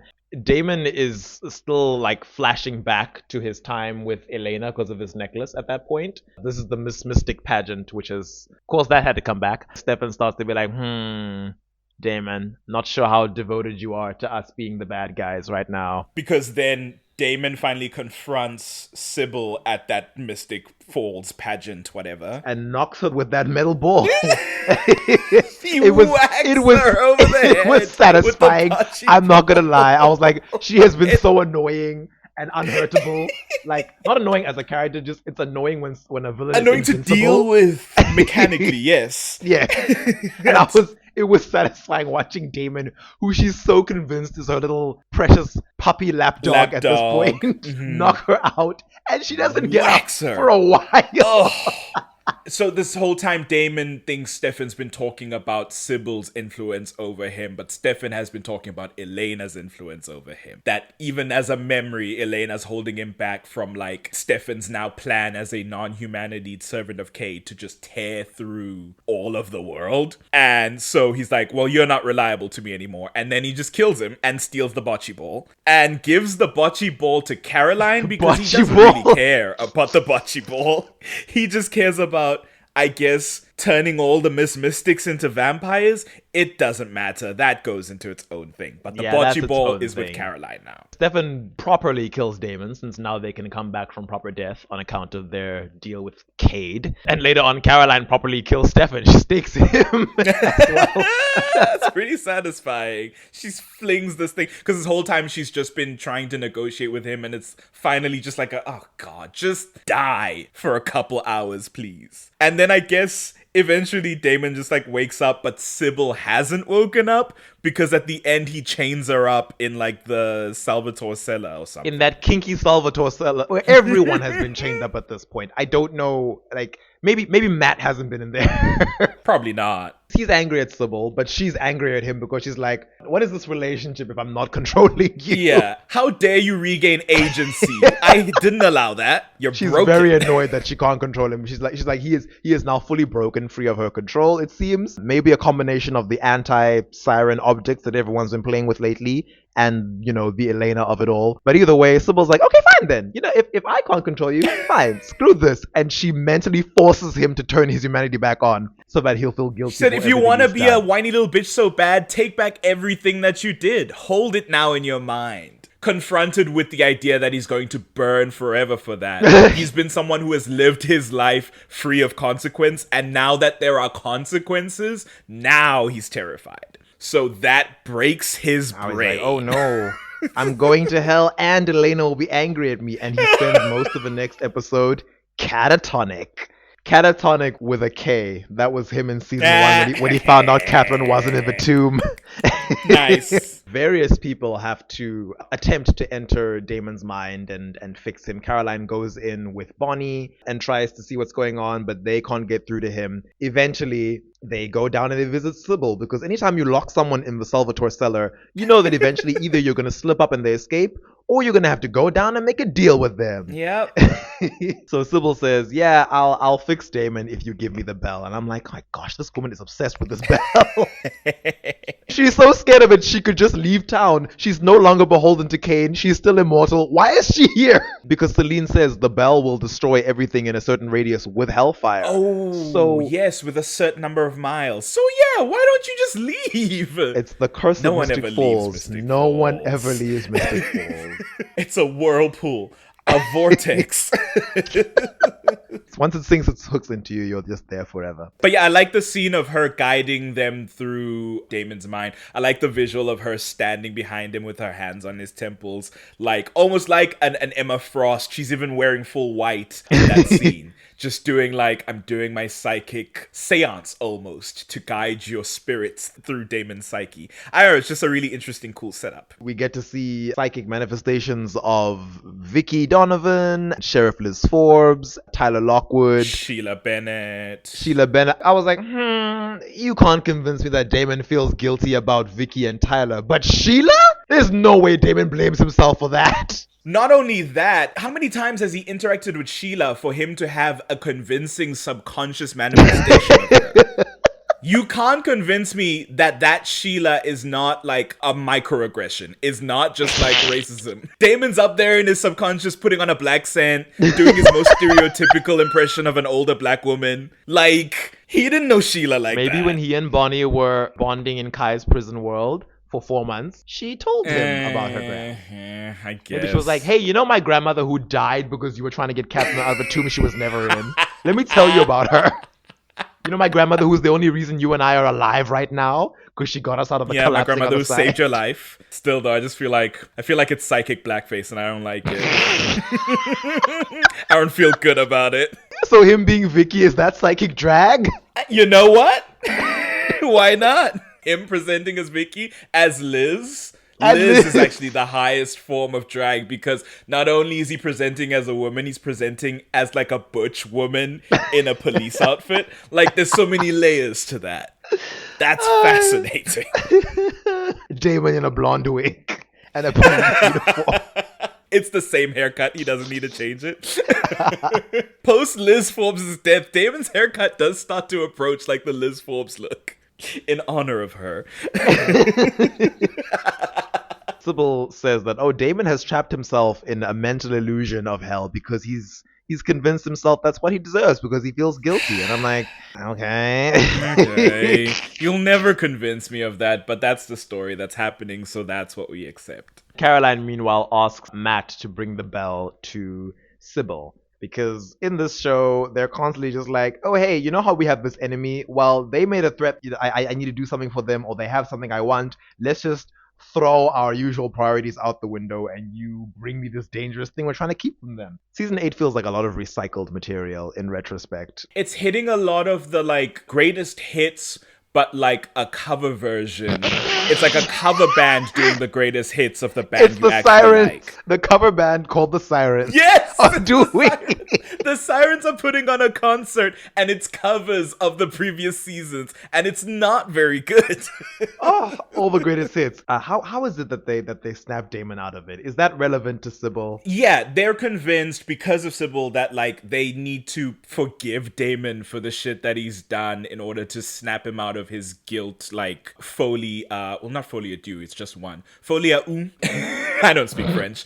But yeah, they think that forgiveness will be the trigger, almost in like a flipping your humanity switch sort of way. It'll snap him out of this fugue. But all that happens, whatever Damon, I guess, gets out.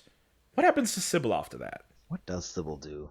I know that elsewhere with Peter, Maxwell, and Matt Donovan, Maxwells, yeah. Seline has explained to them that, once the bell is assembled, you gotta ring it 12 times, and then that will open the portal to hell, which will spread hellfire through the town and kill everyone, which she seems so gleeful about. Very excited about it. I want this town to burn to the ground with Sybil inside of it. I will be miles away when this happens. It's about Sybil, and she's willing to torch everyone. And the thing is, the Maxwells, obviously not something they would just do, but because she's working with Stefan compels Matt to either forgive Damon. The extra kick was, you're gonna kill all these people, Matt, but also when you do, their deaths will be on your hands, so you'll also go to hell. And then Matt was like, no, if you compel me to commit murder, I haven't done anything wrong, so that doesn't count. Right. And then Stefan was like, fine, I compel you to ring this bell if you can't find it in your soul to forgive Damon. And apparently that will make you worthy of hell. And I'm like, I don't know if that's how morality works. So the metric now of hell is that if you can't forgive someone who killed your sister, you're the bad guy? I guess if you can't forgive someone who killed your sister, if that act of forgiveness would save an entire town from dying, then you're a bad person. Remember, these are Cade's rules. Cade is not. These are Cade's rules. He's an unfair judge, I gotta say. Y'all thought the Abrahamic God was harsh. So yeah, she's suddenly evil again. It's like, yeah, ring this bell and kill everyone in town. Stefan compels Matt to do this, and I'm like, I don't know why he needed to. Couldn't Seline have done that herself? I guess she wanted to have time to leave. None of it makes sense, and it's all whatever. It really is all whatever. I honestly am like, fine. Eventually, Matt realizes that, yeah, there's no way in hell I can forgive Damon for murdering Vicky. That's unrealistic. So I'm clearly going to ring this bell because of Stefan's compulsion. He says his father has to, kill him to stop him from doing it. Matt starts ringing the bell. The sound reverberates throughout the town. Sybil can feel it wherever she is. I guess she somehow deduces that the bell has been put together. I'm being screwed over by the only other person who could possibly understand everything about how it works. It must be Seline. She heads off, and as Matt and Peter struggle, Matt is almost gonna ring the bell for the 12th time, and then Damon, who has left his fugue state, shows up, knocks Matt out and stops him. And because by the time Matt wakes up, it's past the little time frame that Stefan had given him to ring the bell, the rules of compulsion no longer apply, and he's fine. Damon sends the bell away with Peter, and then finally, Sybil and Seline meet up in a diner again. The most insane of closing scenes. Both fairly annoyed at each other at the various ways in which they've deceived and backstabbed each other. But before they can really get into it, Kate appears in physical form. And I guess at this point, it's explained to us that despite all the influence Cade seems to have over the physical world, he couldn't really manifest before, because he tells them that, oh yeah, the bell was rung 11 times. Not 12, enough to unleash the hellfire, but 11 was enough to unleash me. So I am here, in the physical world, in the flesh. Jaffe-esque, skinny walked through the ajar door. That's what happened. Before it could slip shut again, I just went, let me just slip through here. He pulled a Katsuya, technically. They're so shocked to see him, it's kind of funny. It's honestly, they're busy bickering, you did this to me, and you crossed me, and how could you do this? And then he shows up, and they're like, and they're like, oh shit, Dad's home. Dad's home and they haven't cleaned up. Mom's home and they haven't taken out the frozen chicken to defrost. It's all bad. Cade tells his lackeys that he's basically over their shenanigans and he's gonna do it. He's gonna do it himself. He has his Thanos moment. He's fine, I'll do it myself. And sitting there without moving a muscle, he psychically sets them on fire and burns them to death. I guess because he gave them immortality, he can take it away. And that is the end of the Siren Sisters. That's it. They scream and burn away. It's so insane. That's it. Where did it go? They didn't even get the goddamn bell back. What was that? It feels like such a sudden end to a crazy storyline. I guess it's episode 10, and season 8 is the shortest of the seasons. It only has 16 episodes, so they were around for... Frankly, they lasted longer than they should have. They should have been out, in the first third by Vampire Diaries standards. They should have been out in, 5 episodes, 6 episodes? They were around, a good 5/8. It really felt like they were just out and about, and there was no great movement. This is the thing, right? We've spoken about this before, that this final season is hell, the devil. When you say it, it feels big, but when you see how it plays out, it's what? Yeah, it's just a psychic man who has a realm where he firebends with his mind and tortures people based on his weird misplaced sense of morality. And then he's got 2 sirens working for him. Who are just psychic women that swim every couple hundred years. Psychic women who swam once and like to sing. And they eat people, but they were doing that before they became sirens. So is that really a siren thing, or do they just like it? I don't know. Yeah, let's get into the sirenness of it all. Now that we're done with it. Now that they're dead, it's what is a siren? Traditionally in Greek myth, a siren, a bird-woman hybrid who existed on this island. I'm not sure which island it is. Is it specified in the story? In different stories, it's different islands. I mentioned one was Crete? Not Crete, sorry. Capri. One is Cape Anthemus or Anthemusa, and some islands are just not named. Sometimes it's just islands, But they're famous for being in the Odyssey, Odysseus' story, where they were known to use their beautiful singing voices to enchant sailors and lure their ships to their islands, where they would crash and then be eaten by the sirens. Often in artwork, they're depicted as being quite similar to harpies. They're either just big birds with women's heads, or like some sort of a blend of like an avian and female human body. Sometimes they even have teeth inside their bird beaks. I'm not sure how the mechanics of that would work, but it looks cool. Well, ducks and geese, they real life birds that do have teeth. I'm talking about like huge chompers. Siren monsters' teeth, of course. Yes.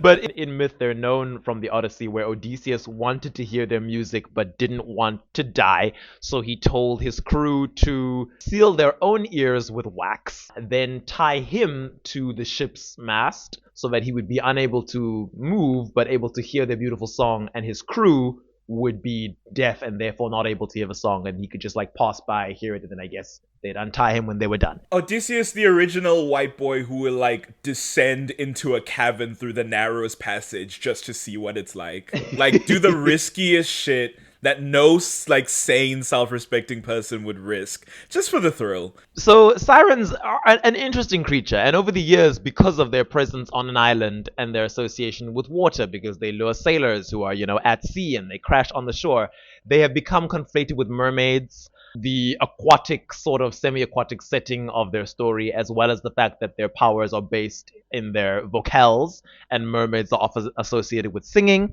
much like the Little Mermaid, who is known for her voice before she gives it up. So over the years, sirens have become conflated with mermaids, where essentially sometimes the word is just used to describe an evil mermaid who eats people, or an evil water-dwelling woman who eats people. I will say, because I looked it up, the aquatic aspect becomes kind of cemented in the medieval period, but it appears as early as like 3rd century BC. So there were some interpretations in the original like Greek texts that were like, for the reasons you're describing, sirens were aquatic in some interpretations. And yet, when we get them in Mystic Falls, they're essentially not that. Sybil is initially in this little bath thing while Damon and Enzo are feeding her. I never once see Seline getting into water. No. Embarrassing, frankly. How dare she call herself a siren? She can't swim. That's why she was stuck on the island. She actually couldn't get away. She was so happy when Sybil showed up. She was like, girl, I didn't know what I was gonna do. I'd love to know how Sybil's raft made it to the island, but it never occurred to either of them to like build a raft and try to leave the island. What? They don't have trade skills. Peter Maxwell said, without artisans and tradesmen, you can't get anything done in town. They were, in fact, just 8-year-old little girls. That is fair. But the sirens we get in the series are just, like you said, they're essentially psychics whose power is focused by singing but not dependent on singing. They seemingly have a true form that's a bit grotesque. We glimpse Sybil looking a bit creepy until she's fed and gone back to her beautiful body. And at one point, in a little mini tantrum, one of the twins siphons off Sybil and her hand shifts into this like elongated set of clawed fingernails, like clawed long fingers. And I'm like, okay, maybe that was meant to look like a bird's talons. I don't know, but I don't think they were going for a remotely bird-like look. They were just like vaguely monstrous. Even though I'm the kind of person who, if they'd made the sirens mermaid-like, I probably would have been like, actually, sirens are birds. At the very least, it would have shown like some effort to try and align with real world mythology on the writer's parts. There are various origins for the sirens in mythology. Sometimes they're depicted as like daughters of a sea god. Sometimes they are daughters of like the primordial earth or like titans. My favorite depiction of sirens is that they were these, sometimes it's 2 girlies, sometimes it's 3, sometimes it's as many as 8 if you're going by the like muse origin. But they were these girlies, either humans or maybe like kind of nature spirits that were humanoid, but they were companions of Persephone, who is a Greek goddess, demigoddess, I can't remember. Goddess, she is a goddess. Goddess, yeah. Daughter of Demeter, goddess of agriculture and harvest, and maybe fertility. Greek gods do a number of different things. But Persephone, most notably, abducted by Hades in that story, where she's abducted by Hades. And there's 2 versions, the first being Demeter gives her companions wings so that they can fly around searching for Persephone and where she's been taken. And that's like the origin for sirens. And the second version, which is more fun in my head because I like Demeter as like a messy bitch, but who's like just trying to do her best by her family. She curses Persephone's companions for failing to intervene when Hades snatches her daughter. So that's like kind of the origin that I like. It's obviously not at all the origin in the show because the show isn't interested in textualizing Greek myth, which is a shame because there's a lot of interesting stuff there. I will say, despite how we've stressed throughout this that like the Judeo-Christian devil and hell are just like not things that I think are in real life associated with the sirens, they are linked with death, right? Sirens are. They sing a song to smash sailors on the rocks. They feed on them. Their whole like mechanism is sending all these people to their death prematurely. And there's almost this like psychopomp aspect to them. A psychopomp being a creature in myth or in fairy tale or in legend that guides people to the afterlife. And so I think that's interesting that like historically, though they weren't like messengers of the devil or whatever, you can think of sirens, and they speak about in the show, like there's this ritual to them feeding on human flesh and sending off their soul to death. Like you can kind of view it that way as being linked to sirens of myth in real life. Yeah, I guess it's a show with a lot of characters who are linked. I mean, it's the Vampire Diaries, which centers on vampires, and we also run into ghosts and various undead creatures. So there's a lot of death in the show, and I would have been keen to see a season focus on sirens completely unrelated to this Judeo-Christian devil stuff, which is fine. I wouldn't mind the Judeo-Christian devil stuff, but just like not connected to the sirens. They just feel like two pieces that don't really fit together, that the writers were like trying to force together. Like we've got the hell bell, the hellfire bell, and Cade, who's the devil, but also he's a psychic. And it's like, you clearly wanted to tell one story about psychic singers and then another story about Satan. And somehow you thought if you mixed them together, it would be fine. It'd be fine. Even the way the story treats these women themselves, like they speak about how they were on the island with no food, God did not provide, and it's like these ancient Greek girls believed in a single god. They were monotheistic. Were they? Most people in that ancient Greek period were polytheistic. Yes. They would specify my god or my goddess, this god or goddess. It's crazy that they're talking about this island that has no like food and is barren and is bearing no fruit. And these sirens, who are, again, in this origin that I mentioned, tied to Demeter, goddess of agriculture and harvest, that they didn't think to go, yeah, she would pray to Demeter. That's thematically interesting to fold in. No, God, the Judeo-Christian God, the singular man. What?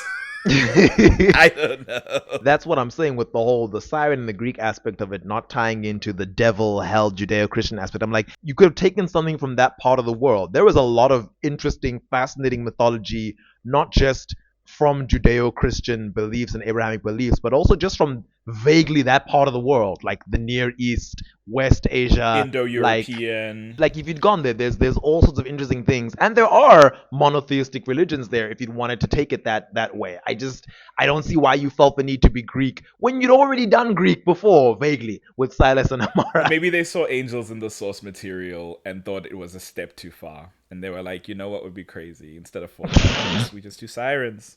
Same thing. They really should have just done the angel thing. I mean, Elena... Is it Elena? Someone becomes an angel in the book. Elena becomes an angel. She dies and she becomes an angel, and then she gets different sets of wings that give her different powers. It's interesting, if a bit cheesy. Yeah, it does seem cheesy, but I feel like they could have watered it down for the show in the way that they watered down vampirism for the show. In the books, the vampires are very Dracula-esque. They can turn into animals or control animals. They can control the weather. They can't cross running water, which is a very old-fashioned vampire thing. Love it. One of my favorite vampire things. Buried earth and running water is my favorite aspects of vampirism. They just give me cool, like, primordial vibes. And all of that is done away with in the show. So if they had thought, okay, maybe being an angel is a bit too cheesy, maybe they could have even said, hey, let's full-on kill off Elena because Nina Dobrev wants to kill the show. Bring her back as some sort of ethereal spirit. We don't need to use the word angel if we don't want to. Lord knows Divine in this being. show they'd probably just call her like a messenger or something. Messenger's actually really good. She's like, she's the messenger with a capital M. Yeah, that's what angels are. I think the Hebrew word for angel is malak, the plural is malakim, which means messenger. The name Malachi means messenger of God. I love that. Okay. Road's not taken, man. Road's not taken. The road to Cade's dimension is paved with good intentions. Oh God, we can't top that. We have to close out. That has to be the final note. Well, that is it for the Sybil and Seline episode featuring Arcadius. It was bad, but it was fun at some points. It was fun. I appreciated some of the high cap. Yeah, I have to say the characters were not given really interesting things to do, but the way they were performed, I enjoyed. I enjoyed the acting itself. I enjoyed what the actors did with what they had. In a different storyline, maybe they could have been as fun as the likes of Kai and Catherine. Big up to Natalie Kelly, Kristen Gutowski, Wole Parks. You weren't given much, but you made it fun. Thank you for leading us into the sweet hereafter in probably one of my least favorite seasons of the show. Not the least favorite. The least favorite is probably season 5. Season 5. It's a close second to season 5. But yeah. Yeah, that is it for this episode. If you have any questions or thoughts, you can email us at animalattackpod@gmail.com, or you can tweet us at the handle @animattackpod. That's at ANIM attackpod. You will find our link tree in the bio, which has all of our online stuff. And that's it from us. Goodbye. Cheers.